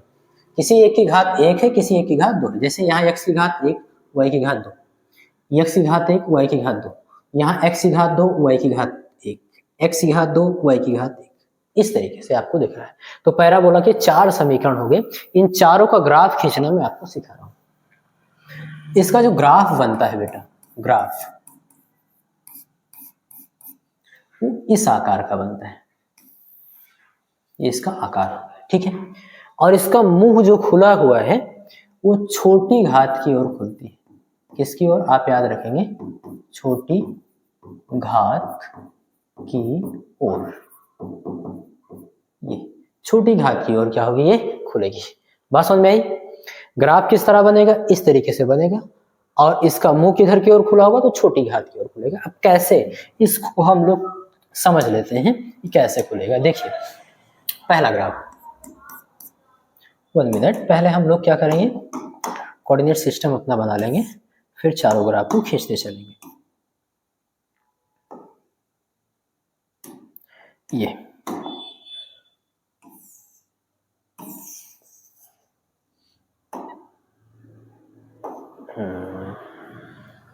चलो, तो आपका ये बन गया कोऑर्डिनेट सिस्टम। ऐसे 4 समीकरण है तो 4 बना लीजिए। दूसरा ये हो गया, ओके, तीसरा आपका ये हो गया, ठीक है, और चौथा आपका ये हो गया। चलो चारों समीकरणों के हम लोग बनाते हैं। तो पहला समीकरण आप ले लीजिए, y स्क्वायर बराबर x, ठीक है। याद रखिए ये x एक्सिस है और ये y एक्सिस है, ये x डैश है और ये y डैश है। ये धनात्मक दिशा होगी प्रत्येक में x अक्ष की, और ये y अक्ष की धनात्मक दिशा होगी, बाकी सब ऋणात्मक दिशा होगी। बात समझ में आ गई? चलो, तो मैंने कहा उसका आकार तो वो होगा, ठीक है। मुंह किधर की ओर खुलेगा, छोटी घात की ओर। तो बताओ x की घात छोटी है y की, यहाँ y की घात 2 है, x की घात 1, तो आप बताओगे x की घात छोटी है। और x धनात्मक है कि ऋणात्मक, तो बोलेंगे x धनात्मक है। तो x अगर धनात्मक है तो धनात्मक दिशा में, ठीक है, और इसकी घात छोटी है, तो ऐसे आप आकार इसको बना देंगे और इसी पर ऐसे सममित करा देंगे। बात समझ में आई? ये चीज ओके, ये हो गया। अब देखिए दूसरा समीकरण हम लोग यहाँ लिखेंगे, दूसरा समीकरण लिखेंगे y स्क्वायर बराबर माइनस, ठीक है, हो गया। आकार तो वही बनेगा, ठीक है। किसकी घात छोटी है, बोलेंगे x की। ऋणात्मक है धनात्मक, बोलेंगे ऋणात्मक, तो x अक्ष की धनात्मक दिशा में, ये x एक्सिस और ये x डैश एक्सिस, ये y एक्सिस, ये y डैश एक्सिस, ठीक है, कर देंगे। x अक्ष की ऋणात्मक दिशा की ओर इसका मुंह खोल देंगे। चलो ये ऐसे बना देंगे, इसका ग्राफ हो गया। अब आप देखिए तीसरा ग्राफ, तो तीसरा इक्वेशन आपके पास क्या है, तो हम लोग बोलेंगे वह तीसरा इक्वेशन है x स्क्वायर बराबर y, ठीक है। अब आप बताइए कौन सी घात छोटी है, तो बोलेंगे y की घात छोटी है, तो y की ओर मुंह खुलेगा पैराबोला का, परवलय, ठीक है। और प्लस है कि माइनस, तो बोलेंगे प्लस, तो y अक्ष की धनात्मक दिशा में, y अक्ष की धनात्मक दिशा में इसका मुंह खुलेगा। खोल देंगे, देखिए चलो ऐसे बना लेते हैं, इसका ग्राफ कुछ इस तरीके से बनेगा। बात समझ में आ रही? चलो अब हम लोग देखते हैं चौथा। तो चौथा इक्वेशन क्या है बेटा, तो बोलेंगे कि चौथा आपका था एक्स स्क्वायर बराबर वाई, ठीक है, एक्स स्क्वायर बराबर वाई, घात नहीं माइनस वाई, घात किसकी छोटी है, वाई की। पॉजिटिव है नेगेटिव, बोलेंगे नेगेटिव, तो वाई अक्ष की ऋणात्मक डायरेक्शन ये होती है, ठीक है। तो पैराबोला का मुंह वाई अक्ष की ऋणात्मक दिशा में खुलेगा, मीन्स इसको आप ऐसे बना सकते हो। चलो अरे नहीं, चलो ठीक है, मैं सही कर दे रहा हूँ, ये हो गया, और इसको हम लोग सही कर देंगे ऐसे, बस। तो ये परवलय का समीकरण हो गया, जिसमें दो चर राशियां होंगी, एक की घात 1 होगी, दूसरे की घात 2 होगी, ये बात फिक्स है, ओके। और इसका जो ग्राफ बनेगा वो इस प्रकार से बनेगा, और हमेशा इसका मुंह छोटी घात की ओर ही खुलेगा, ये भी याद रखेंगे। चारों समीकरणों के ग्राफ मैंने ऐसे बना दिए। उम्मीद है आपको समझ में आएगा, स्क्रीनशॉट लीजिए, आगे बढ़िए। चलो देखते हैं तीसरा, हाइपरबोला या फिर रेक्टेंगुलर हाइपरबोला, इसको हम लोग बोलते हैं बेटा अति परवलय। क्या बोलते हैं, अति परवलय। ये हो गया आपका अति परवलय, या फिर इसको बोलते हैं आयताकार या समकोणीय, आयताकार, या फिर इसी को भी बोलते हैं हम लोग समकोणीय। क्या बोलते हैं बेटा, समकोणीय अति परवलय। ध्यान देंगे, मैथमेटिक्स की दृष्टि से इन दोनों में अंतर है। इसका ग्राफ होता है X square upon A square minus Y square, ओ इसका समीकरण होता है X square upon A square minus Y square upon B square बराबर 1। ध्यान रहे जब ये a बराबर b हो जाता है बेटा, तब हम लोग बोल देते हैं रेक्टेंगुलर हाइपरबोला है। हालांकि हमको उसमें नहीं जाना है, ये आप फर्स्ट ईयर मैथमेटिक्स में कॉनिक सेक्शन में पढ़ोगे, शंकु परिच्छेद में पढ़ोगे बढ़िया से अतिपरवलय, ठीक है। हमको ग्राफ समझना है, तो ग्राफ के रिस्पेक्ट में हम लोग इसका समीकरण भी देखेंगे। देखिए सबसे पहले आप समीकरण याद रखें, कहीं लिखा हो x इंटू वाई बराबर 1, इस टाइप से दो चर राशियों का गुणनफल क्या हो, कांस्टेंट, इस टाइप से दिया हो। तो इसको हम लिख कैसे सकते हैं, इसी को हम लोग लिख सकते हैं बेटा इस तरीके से। एक तो रोक सकते हैं y, रोको y बराबर, तो x गुणे में उधर जाएगा भाग में 1 अपान x। इसी का एक समीकरण हम लोग ये बना सकते हैं, x रोक लो, y उधर भेजेंगे तो 1 अपान y, इस तरीके से। एक समीकरण ये हो सकता है, दूसरा समीकरण ये हो सकता है, तीसरा इस रूप का भी आपको दिया जा सकता है। या फिर आपसे कहेगा कि भैया y बराबर कहीं 1 अपान एक्स स्क्वायर दिया हो, या फिर x बराबर 1 अपान वाई स्क्वायर दिया हो, इस टाइप का समीकरण दिया हो। कुल मिला के व्युत्क्रम संबंध रखते हो x और y, उल्टा हो, x अंश में है, y देखो अंश में है तो x हर में है, x अंश में है तो y हर में है, यहाँ भी देखो y अंश में है तो x हर में है, और यहाँ पर देखो x अंश में है तो y हर में है, चाहे द्वितीय घात हो चाहे एक एक घात हो। इस टाइप का अगर इक्वेशन दिया है तो हम लोग कैसे करेंगे, ध्यान देंगे। इसका ग्राफ बेटा हम लोग ऐसे बनाएंगे। इसमें एक चीज ध्यान रखनी है, क्या बोलेंगे, अब इन सभी चारों समीकरणों में देखना, इफ यदि x बराबर 0 रखें, x बराबर 0 रखें। अच्छा x बराबर 0 रखते क्यों हैं, आप किसी भी ग्राफ में देख लीजिए, x बराबर 0 हम लोग रखेंगे तो हमको वो कहां पर काट रहा है वो हमको मिल जाएगा समीकरण में। देखिए जैसे मान लीजिए आपको समीकरण दे दिया गया ये y बराबर mx प्लस सी, कहाँ गया भाई, ये y बराबर mx प्लस सी दे दिया गया, ठीक है। इसमें अगर हम रखें x की जगह 0 तो y बराबर ये 0 हो जाएगा प्लस सी, यानी y बराबर क्या मिल गया, सी। तो जब x बराबर 0 रखते हैं तो वो हमको उस वक्र का एक प्रतिच्छेदी बिंदु मिलता है कि वो y अक्ष पर कहां पर काट रहा है। अच्छा किसी चीज में अगर हम y बराबर 0 रख दें, मान लो y बराबर 0 रखें तो mx प्लस सी, सी प्लस का इधर आएगा माइनस, माइनस सी बराबर mx, x रो को m गुणे में इधर लाओ भाग में, माइनस सी बटे m बराबर x। यानी कि जब हम y बराबर 0 रखते हैं किसी भी इक्वेशन में तो वो वक्र x अक्ष पर किस बिंदु पर काटेगा वो मिलता है, और जब x बराबर 0 लिखते हैं तो y अक्ष पर किस बिंदु पर काटेगा वो मिल जाता है। देखो y अक्ष पर प्लस सी अंतःखंडी तो काट रहा था, प्लस मिल गया, x अक्ष पे इतना काटेगा माइनस सी बाई एम, वो मिल गया। बात समझ में आ रही है। तो x बराबर 0 या फिर y बराबर 0 हम लोग अक्षों के साथ जो प्रतिच्छेदी बिंदु है यानी इंटरसेक्ट पॉइंट है वो ज्ञात करने के लिए रखते हैं। तो आप इस समीकरण में रखिए और देखिए आपको कुछ मिलेगा। तो जब हम x बराबर 0 रखते हैं मीन्स y अक्ष पर कहाँ ये काटेगा इसका ग्राफ, वो देखने के लिए। तो जब x बराबर 0 रखेंगे किसी भी आप समीकरण में रखो, चलो इसमें रख दिए तो y बराबर 1/0, 0 से किसी संख्या में भाग के इन्फिनिटी, इसमें रख दीजिए 0 बराबर 1/y बटे 1 है, व्युत्क्रमानुपात लगा दो, विलोमानुपात लगा दो तो 1/0 बराबर y बटे 1 का मतलब y, 1/0 का मतलब इन्फिनिटी। देखो y का मान इन्फिनिटी मिल रहा है। इसमें आप रखिए y बराबर 1/x की जगह 0, 0 का वर्ग 0 और 0 से भाग करेंगे तो इन्फिनिटी। ऐसे यहां भी रखोगे x बराबर 0 तो y बराबर क्या मिलेगा, इन्फिनिटी, हर जगह पे। तो यहाँ पे आपको मिल क्या रहा है, x बराबर 0 देन y बराबर इन्फिनिट, अनंत। ऐसे ही यहाँ देखेंगे बेटा, लिखेंगे इफ, यानी कि x बराबर 0 रख रहे हो तो y पर कहीं नहीं काट रहा, अनंत है, बहुत दूर जाके पता नहीं क्या काटेगा। बात समझ में आ रही है। ऐसे ही यहाँ पर ज्ञात करेंगे इफ यदि हम लोग y बराबर 0 रखें, y बराबर 0 रखने का मतलब हम लोग चाह रहे हैं कि ये वक्र जो है x अक्ष पर कहाँ काट रहा है वो देखेंगे। तो चलो देखते हैं, जब y बराबर 0 रखेंगे तो सेम कंडीशन, आपको x बराबर देन x बराबर इन्फिनिटी, ये चीज बात समझ में आई। यानी कि x और y अक्षों पर कहीं काटेगी ही नहीं, आपको इस प्रकार से ग्राफ बनाना है। अच्छा ये हो गया, और इसका ग्राफ कैसे होगा वो मैं आपको दिखाता हूँ। तो हम लोग क्या करेंगे, x और y एक्सिस खींच देंगे ऐसे, ये ठीक है, इस प्रकार से। ये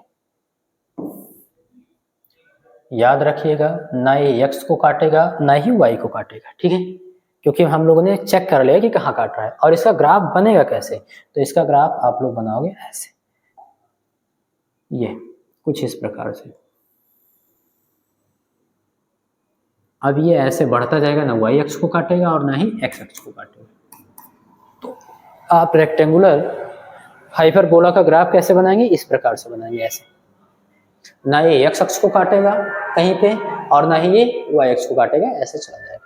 बात समझ में आ रही है, ये चीज आप तो अतिपरवलय या आयताकार अतिपरवलय का आप ग्राफ ऐसे खींचेंगे, ठीक है, फिजिक्स में, ठीक है। चलो हम लोग एक एग्जाम्पल लेते हैं और देखते हैं, इसको समझते हैं कि क्या है, क्योंकि बिना एग्जाम्पल के आपको थोड़ा कम समझ में आता होगा। जैसे आप ये यूज कहाँ करोगे, मान लीजिए आप 9th में पढ़ चुके होंगे या फर्स्ट ईयर में अगर स्टार्ट कर रहे हैं तो ठीक है 9th में पढ़ चुके होंगे, 12th के हैं तो आपने 12th में तो बहुत ज़्यादा पढ़ा होगा। आपने पढ़ा होगा F is equal to G m1 m2 upon r square, ये एक समीकरण है किसका, न्यूटन के गुरुत्वाकर्षण बल का, ठीक है।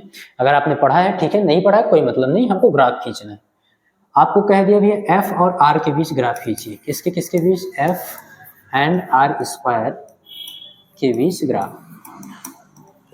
ग्राफ आपको खींचना है, ठीक है। तो इसको हम आराम से खींच सकते हैं।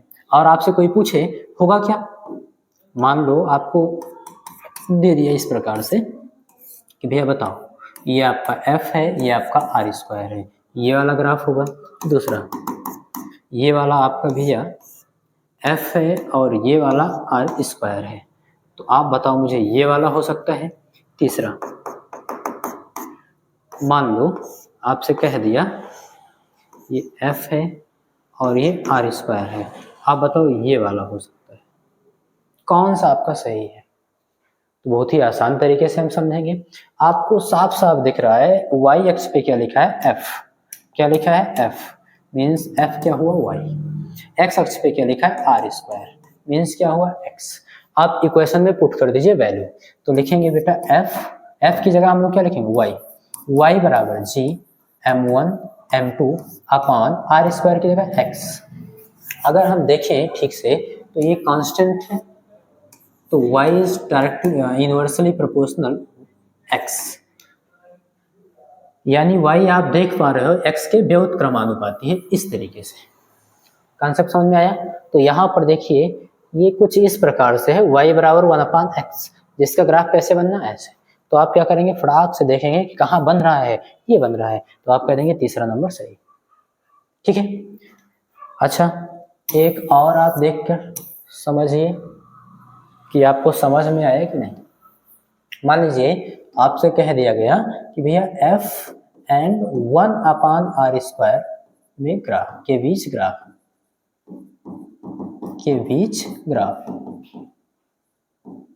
ये आपसे कह दिया कि इसका आप बनाओ। चलो आप बताओ कौन सा सही है, मैं खींच रहा हूँ। ये आपका हो गया f और ये हो गया 1/r स्क्वायर, बताओ सीधी रेखा। दूसरा f और ये हो गया 1/r स्क्वायर, ये पैराबोलिक होगा कि थर्ड नंबर, ये हो गया f और ये हो गया 1/r स्क्वायर, ये रेक्टेंगुलर पैराबोला। इस टाइप से कौन सा ग्राफ आपका सही है, थोड़ा सा दिमाग लगाइए। 1 मिनट के लिए तो आप बोल दोगे यही सही है ना, लेकिन थोड़ा ध्यान दीजिए। हम लोग क्या करेंगे, सबसे पहला काम हम लोग करते हैं कि y अक्ष पे कौन है f, x अक्ष पे कौन है 1/r स्क्वायर x, इसको क्या करिए आप रिलेशन में पुट कर दीजिए।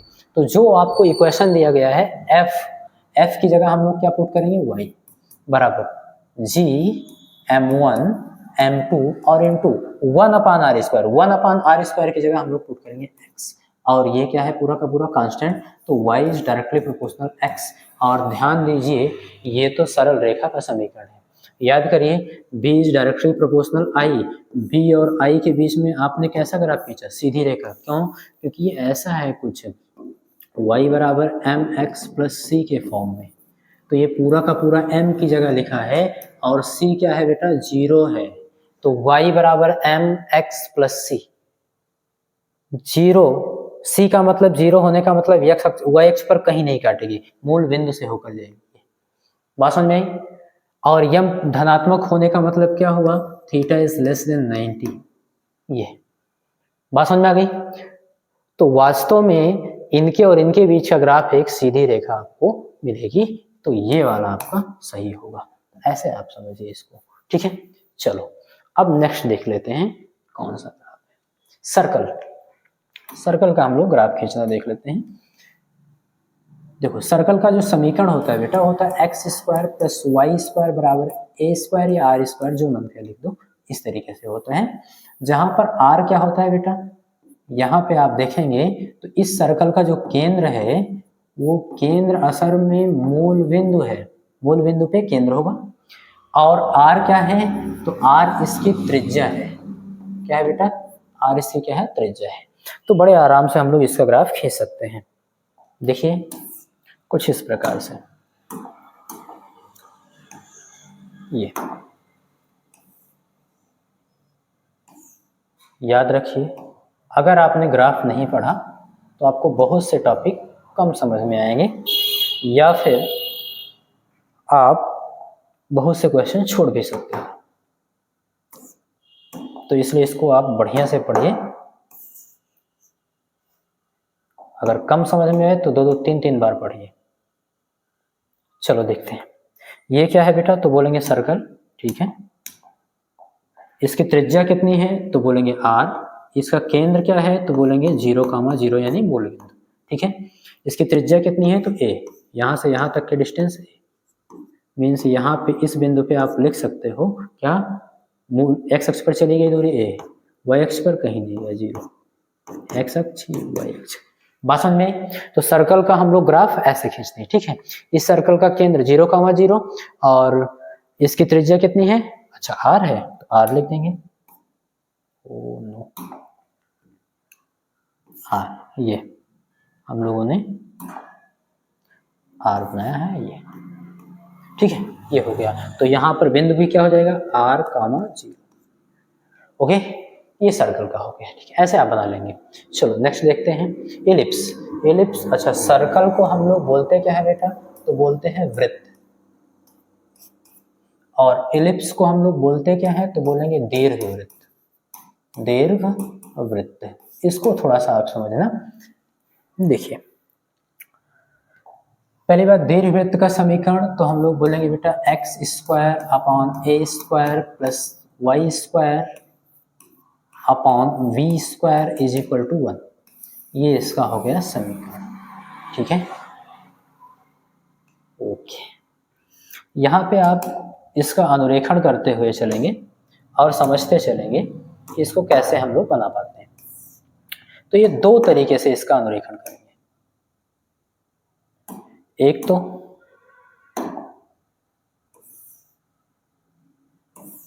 ध्यान देंगे, एक आपका होगा, दो में बना लो पहले ही, ये ठीक है। चलो देखते हैं,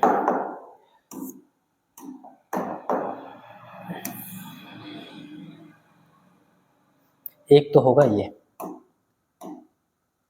ये क्या है, तो बोलेंगे दीर्घवृत्त, ठीक है। और एक हो सकता है आपका ये,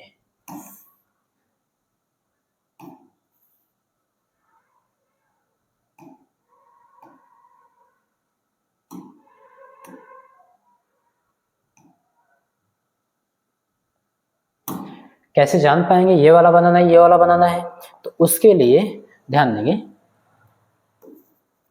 ये तो मूल बिंदु ही है वो, ठीक है। ध्यान देंगे, इफ जैसे आप सर्कल में ये आपकी त्रिज्या थी, वैसे यहाँ पर अक्ष होते हैं, और ये जो पड़ी हुई लाइन है ये तो एक्स अक्ष और वाई अक्ष ही है, ये x अक्ष और ये y अक्ष।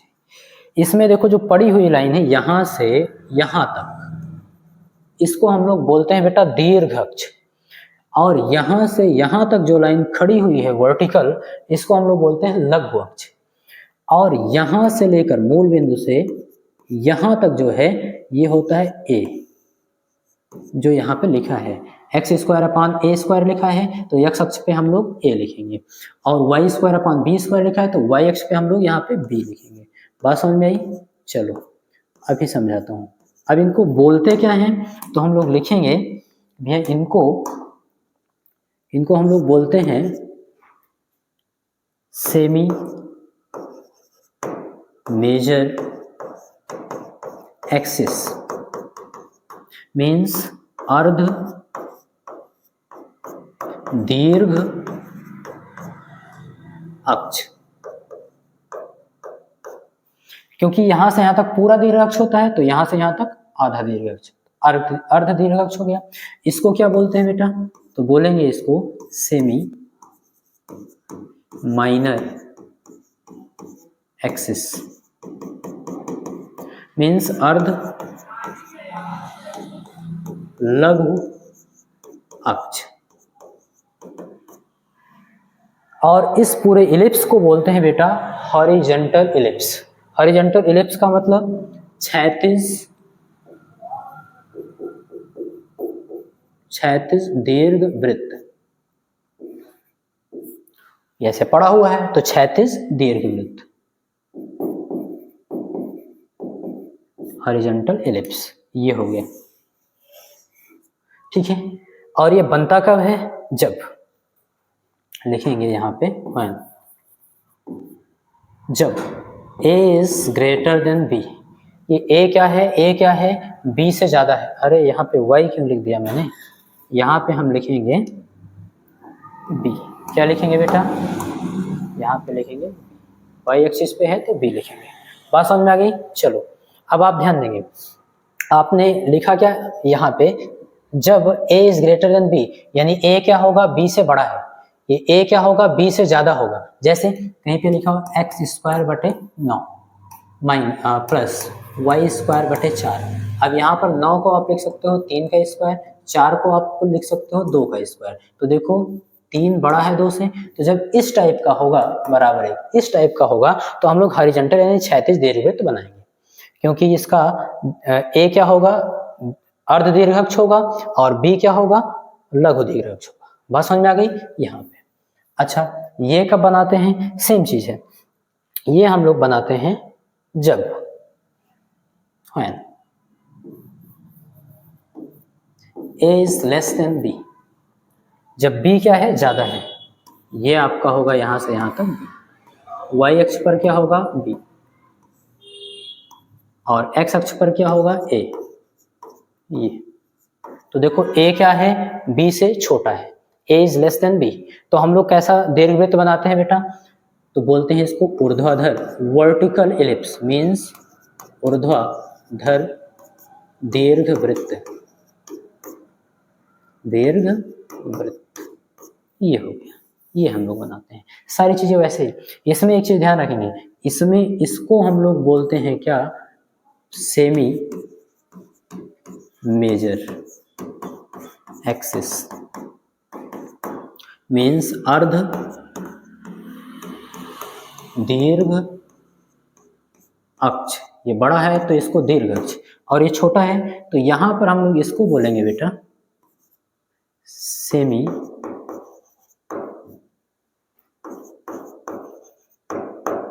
माइनर एक्सिस, मीन्स अर्ध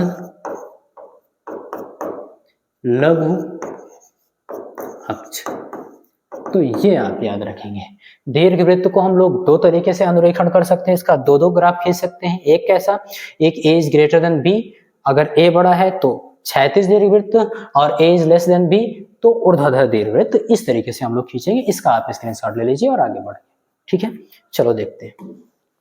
अब हम लोग देखते हैं साइन एक्स का। ध्यान रहे, हम लोग ट्रिग्नोमेट्री के केवल दो ग्राफ खींचने वाले हैं, एक तो साइन एक्स और एक कॉस एक्स। यही दोनों आपके फिजिक्स और केमिस्ट्री में काम लगते हैं।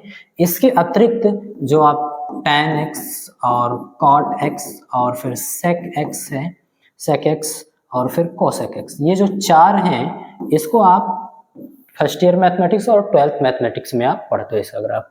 तो ज़्यादा इंपॉर्टेंट आपके लिए साइन और कॉस का ग्राफ है, इसको हम लोग देख लेते हैं फिजिक्स के दृष्टि से और बढ़िया से इसको बनाएंगे। ठीक है, तो सबसे पहले हम लोग क्या करेंगे, सबसे पहले हम लोग अपना कोऑर्डिनेट सिस्टम बनाएंगे। देखिए इस तरीके से, ये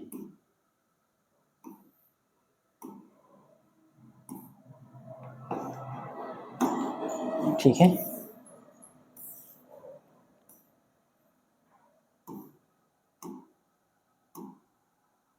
चलो ये आपने खींच दिया, थोड़ा सा बड़ा खींचिए, काम लगेगा। ओके, आपने इसको नाम दे दिया एक्स एक्सिस, इसको नाम दे दिया वाई एक्सिस, और ये आपका मूल बिंदु O, ये आपका y डैश है और ये आपका x डैश है। ठीक है, इसका ग्राफ खींचने के लिए हम लोग छोटा सा एक टेबल बनाएंगे बढ़िया से समझने के लिए, क्योंकि आपको समझ कर बनाना है ठीक से। तो एक तो y और x के बीच में हम लोग टेबल बनाएंगे, ये x हो गया। ध्यान रहे y की वैल्यू हम लोग कैसे निकालेंगे, तो फार्मूला है साइन x। ठीक है, x क्या है, साइन का कोण है, इसके रिस्पेक्ट में हम लोग चलेंगे। ये चलो कोण हम लोग दो चार ले लेते हैं, मान लीजिए पहले 0 डिग्री ले लिए, फिर आप 90 डिग्री ले लिए, 0 90 फिर 180 डिग्री ले लिए, 270 डिग्री ले लिए और 360 डिग्री ले लिए, ये चीज। अब आप देखिए इन डिग्री पे y का मान क्या हो। यहाँ पर x अक्ष पर हम लोग क्या करेंगे, x मान लेंगे, और y अक्ष पर क्या करेंगे हम लोग, साइन x मान लेंगे, ये साइन x इस पर मान लेंगे, और x अक्ष पे हम लोग क्या करेंगे, ऐसे x मान लेंगे। असल में कोण को हम लोग क्या किए, x अक्ष पे कर लिए, और फलन को साइन x को क्या किए, y अक्ष पे कर लिए। अब आप देखिए तो कोण आप क्या करिए, x अक्ष पे दर्शा दीजिए, मूल बिंदु पे 0 डिग्री क्या बनाएंगे, 0 डिग्री कोण, ऐसे ही आप दर्शा दीजिए, सब 0 हो गया। इसके बाद यहाँ पे मान लीजिए 90 डिग्री है, तो यहाँ पे ऐसे 180 डिग्री होगा, फिर यहाँ पे 270 डिग्री होगा, और यहाँ पे 360 डिग्री होगा। ठीक है, ऐसे। चलो अभी मैं लिखता चलूँगा, ये 90 है, चलो लिख देते हैं 90 डिग्री और 180 डिग्री, 270 डिग्री और 360 डिग्री, ऐसे लिखते हैं। बात समझ में? अब निकालते हैं, देखो बड़े आराम से हम लोग निकालेंगे, ध्यान देंगे। जब कोण x का मान 0 डिग्री होगा तो x की जगह आप 0 रखोगे, तो साइन 0 का मान 0, यानी y का मान 0। जब x का मान 0 डिग्री तो y का मान 0 आ जाएगा।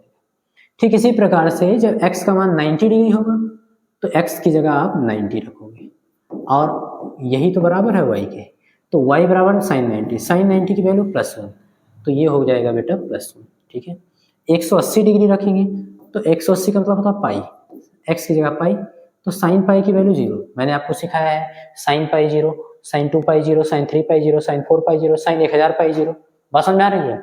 तो साइन पाई की वैल्यू 0, तो यहाँ पे हम लोग लिख देंगे y की वैल्यू 0। 270 डिग्री है, ठीक है,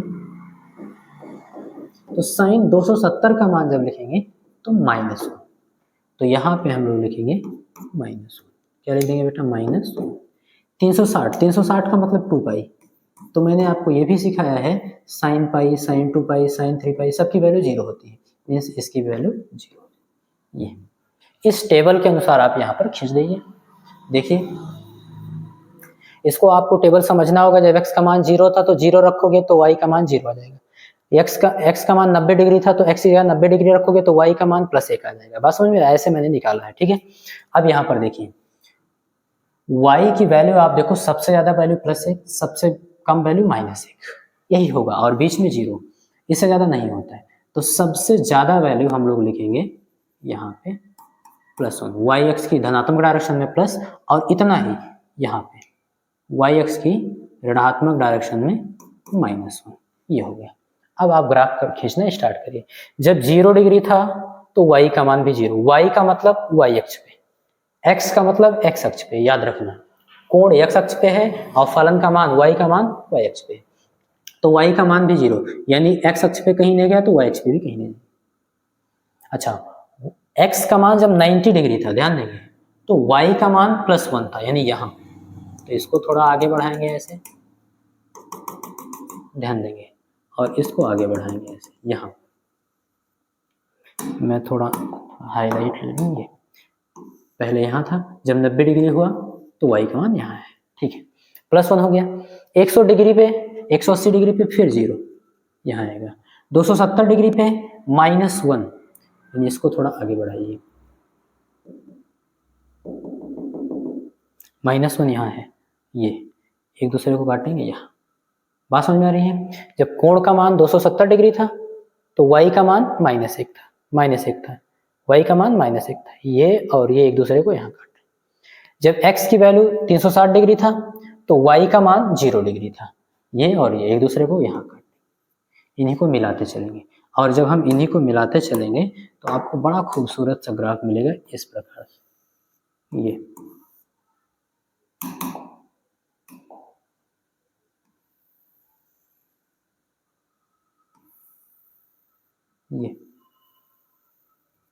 ठीक है,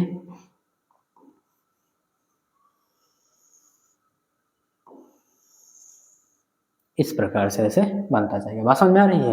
ये ध्यान देंगे, मैंने केवल 0, 90, 180, 360 लिया है, आप ऐसे भी ले सकते हो। 0 डिग्री, यहाँ पे 45 डिग्री लोगे तो भी कुछ ऐसे बीच में आएगा, यहाँ पे आएगा, ये y का मान इतना आएगा तो यहाँ आएगा। ऐसे आप प्रत्येक बिंदु निकाल सकते हो। जब प्रत्येक बिंदु निकालोगे तो कुछ इस प्रकार का ग्राफ मिलेगा, ठीक है।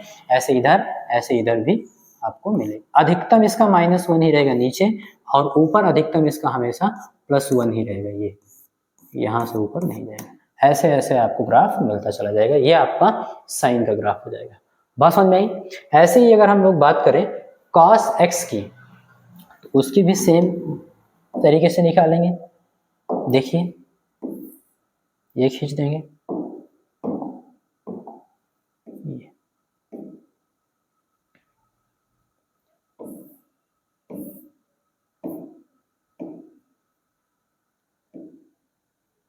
चलो,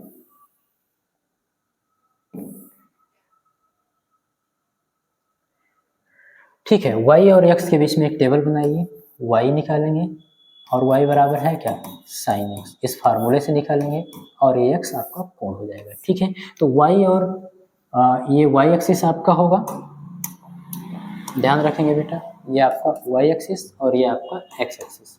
y एक्स पे हम लोग cos x को ले रहे हैं, और x एक्सिस पे हम लोग x को ले रहे हैं। x क्या है, कोण है, किसका, cos का कोण है, ठीक है। तो कोण हम लोग 0 डिग्री मान ले रहे हैं, 0 पे निकाल लेंगे, 90 पे निकाल लेंगे, 180 पे निकाल लेंगे, और 270 पे निकाल लेंगे, 360 पे बहुत ज़्यादा हो जाएगा, बस इतना बहुत है ना।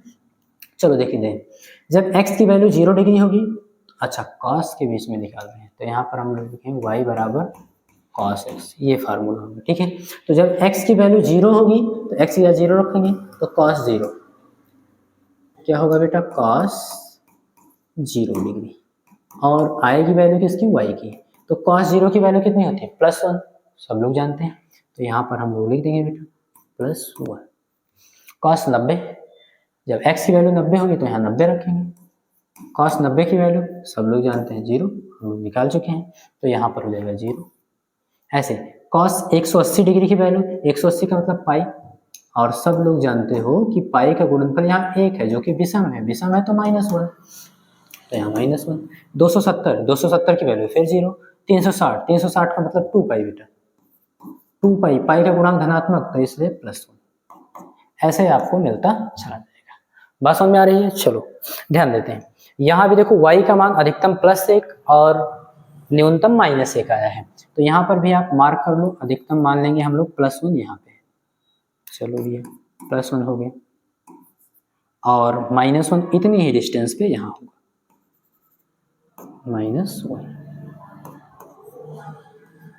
ये आपका मूल बिंदु होगा, ठीक है। अब हम लोग ग्राफ खींचेंगे।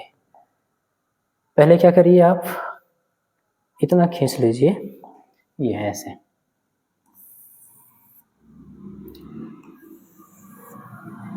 ये 0 डिग्री हो गया, ठीक है। 0 के बाद आप 90 बना लीजिए, 90 डिग्री, फिर 180 डिग्री, फिर आपका 270 डिग्री, और फिर आपका 360 डिग्री। तो 0, 90, 180, 270, 360। एक्स एक्सिस पे आपने क्या किया, कोण बना लिए। वाई एक्सिस पे क्या करेंगे हम लोग, वाई की वैल्यू यानी कॉस एक्स की वैल्यू ड्रा करेंगे। वाई की वैल्यू कितना है, +1, -1, 0 ऐसे। तो 0 ये हो ही गया, +1 और -1 सारी चीजें आपको मिल गई है, आपने ड्रा कर ली। अब आप खींच सकते हो।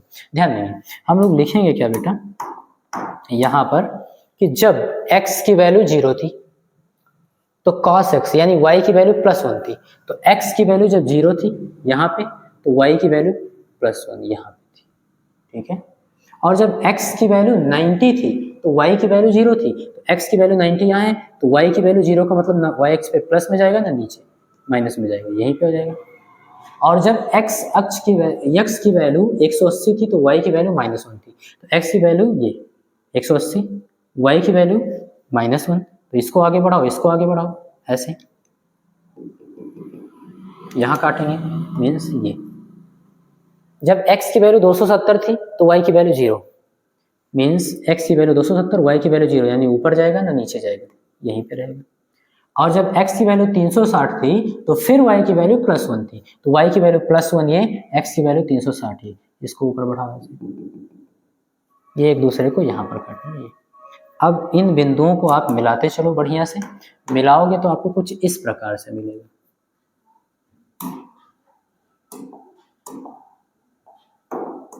ये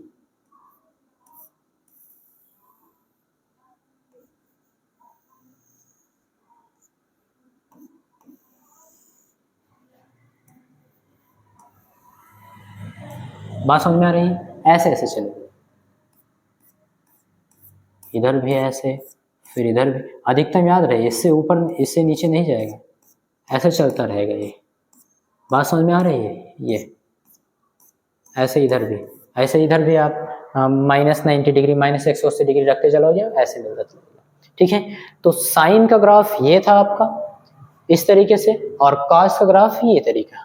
दोनों में डिफरेंस क्या है, तो दोनों में डिफरेंस आपको यही याद रखना है कि यहाँ पर देखो जब कोण की वैल्यू 0 थी तो y की वैल्यू भी 0 यानी साइन x की वैल्यू भी 0 थी, लेकिन यहाँ पे ऐसा नहीं था, जब यहाँ पे कोण की वैल्यू 0 थी तो x की वैल्यू +1 थी, तो यही दोनों में डिफरेंस है।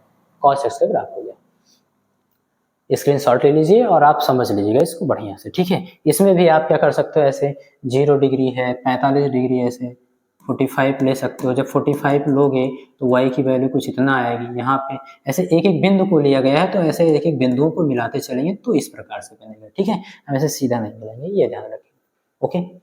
उम्मीद है आपको क्लास बहुत ही अच्छी लगी होगी, और ये ग्राफ पूरा तैयार कर लीजिएगा बढ़िया से, आपको बहुत ही हेल्पफुल होगा। मिलते हैं नेक्स्ट लेक्चर में। अगर आप चैनल पर नए हैं तो चैनल को सब्सक्राइब कर लीजिए, अपने दोस्तों के साथ जरूर शेयर करें। Thank you.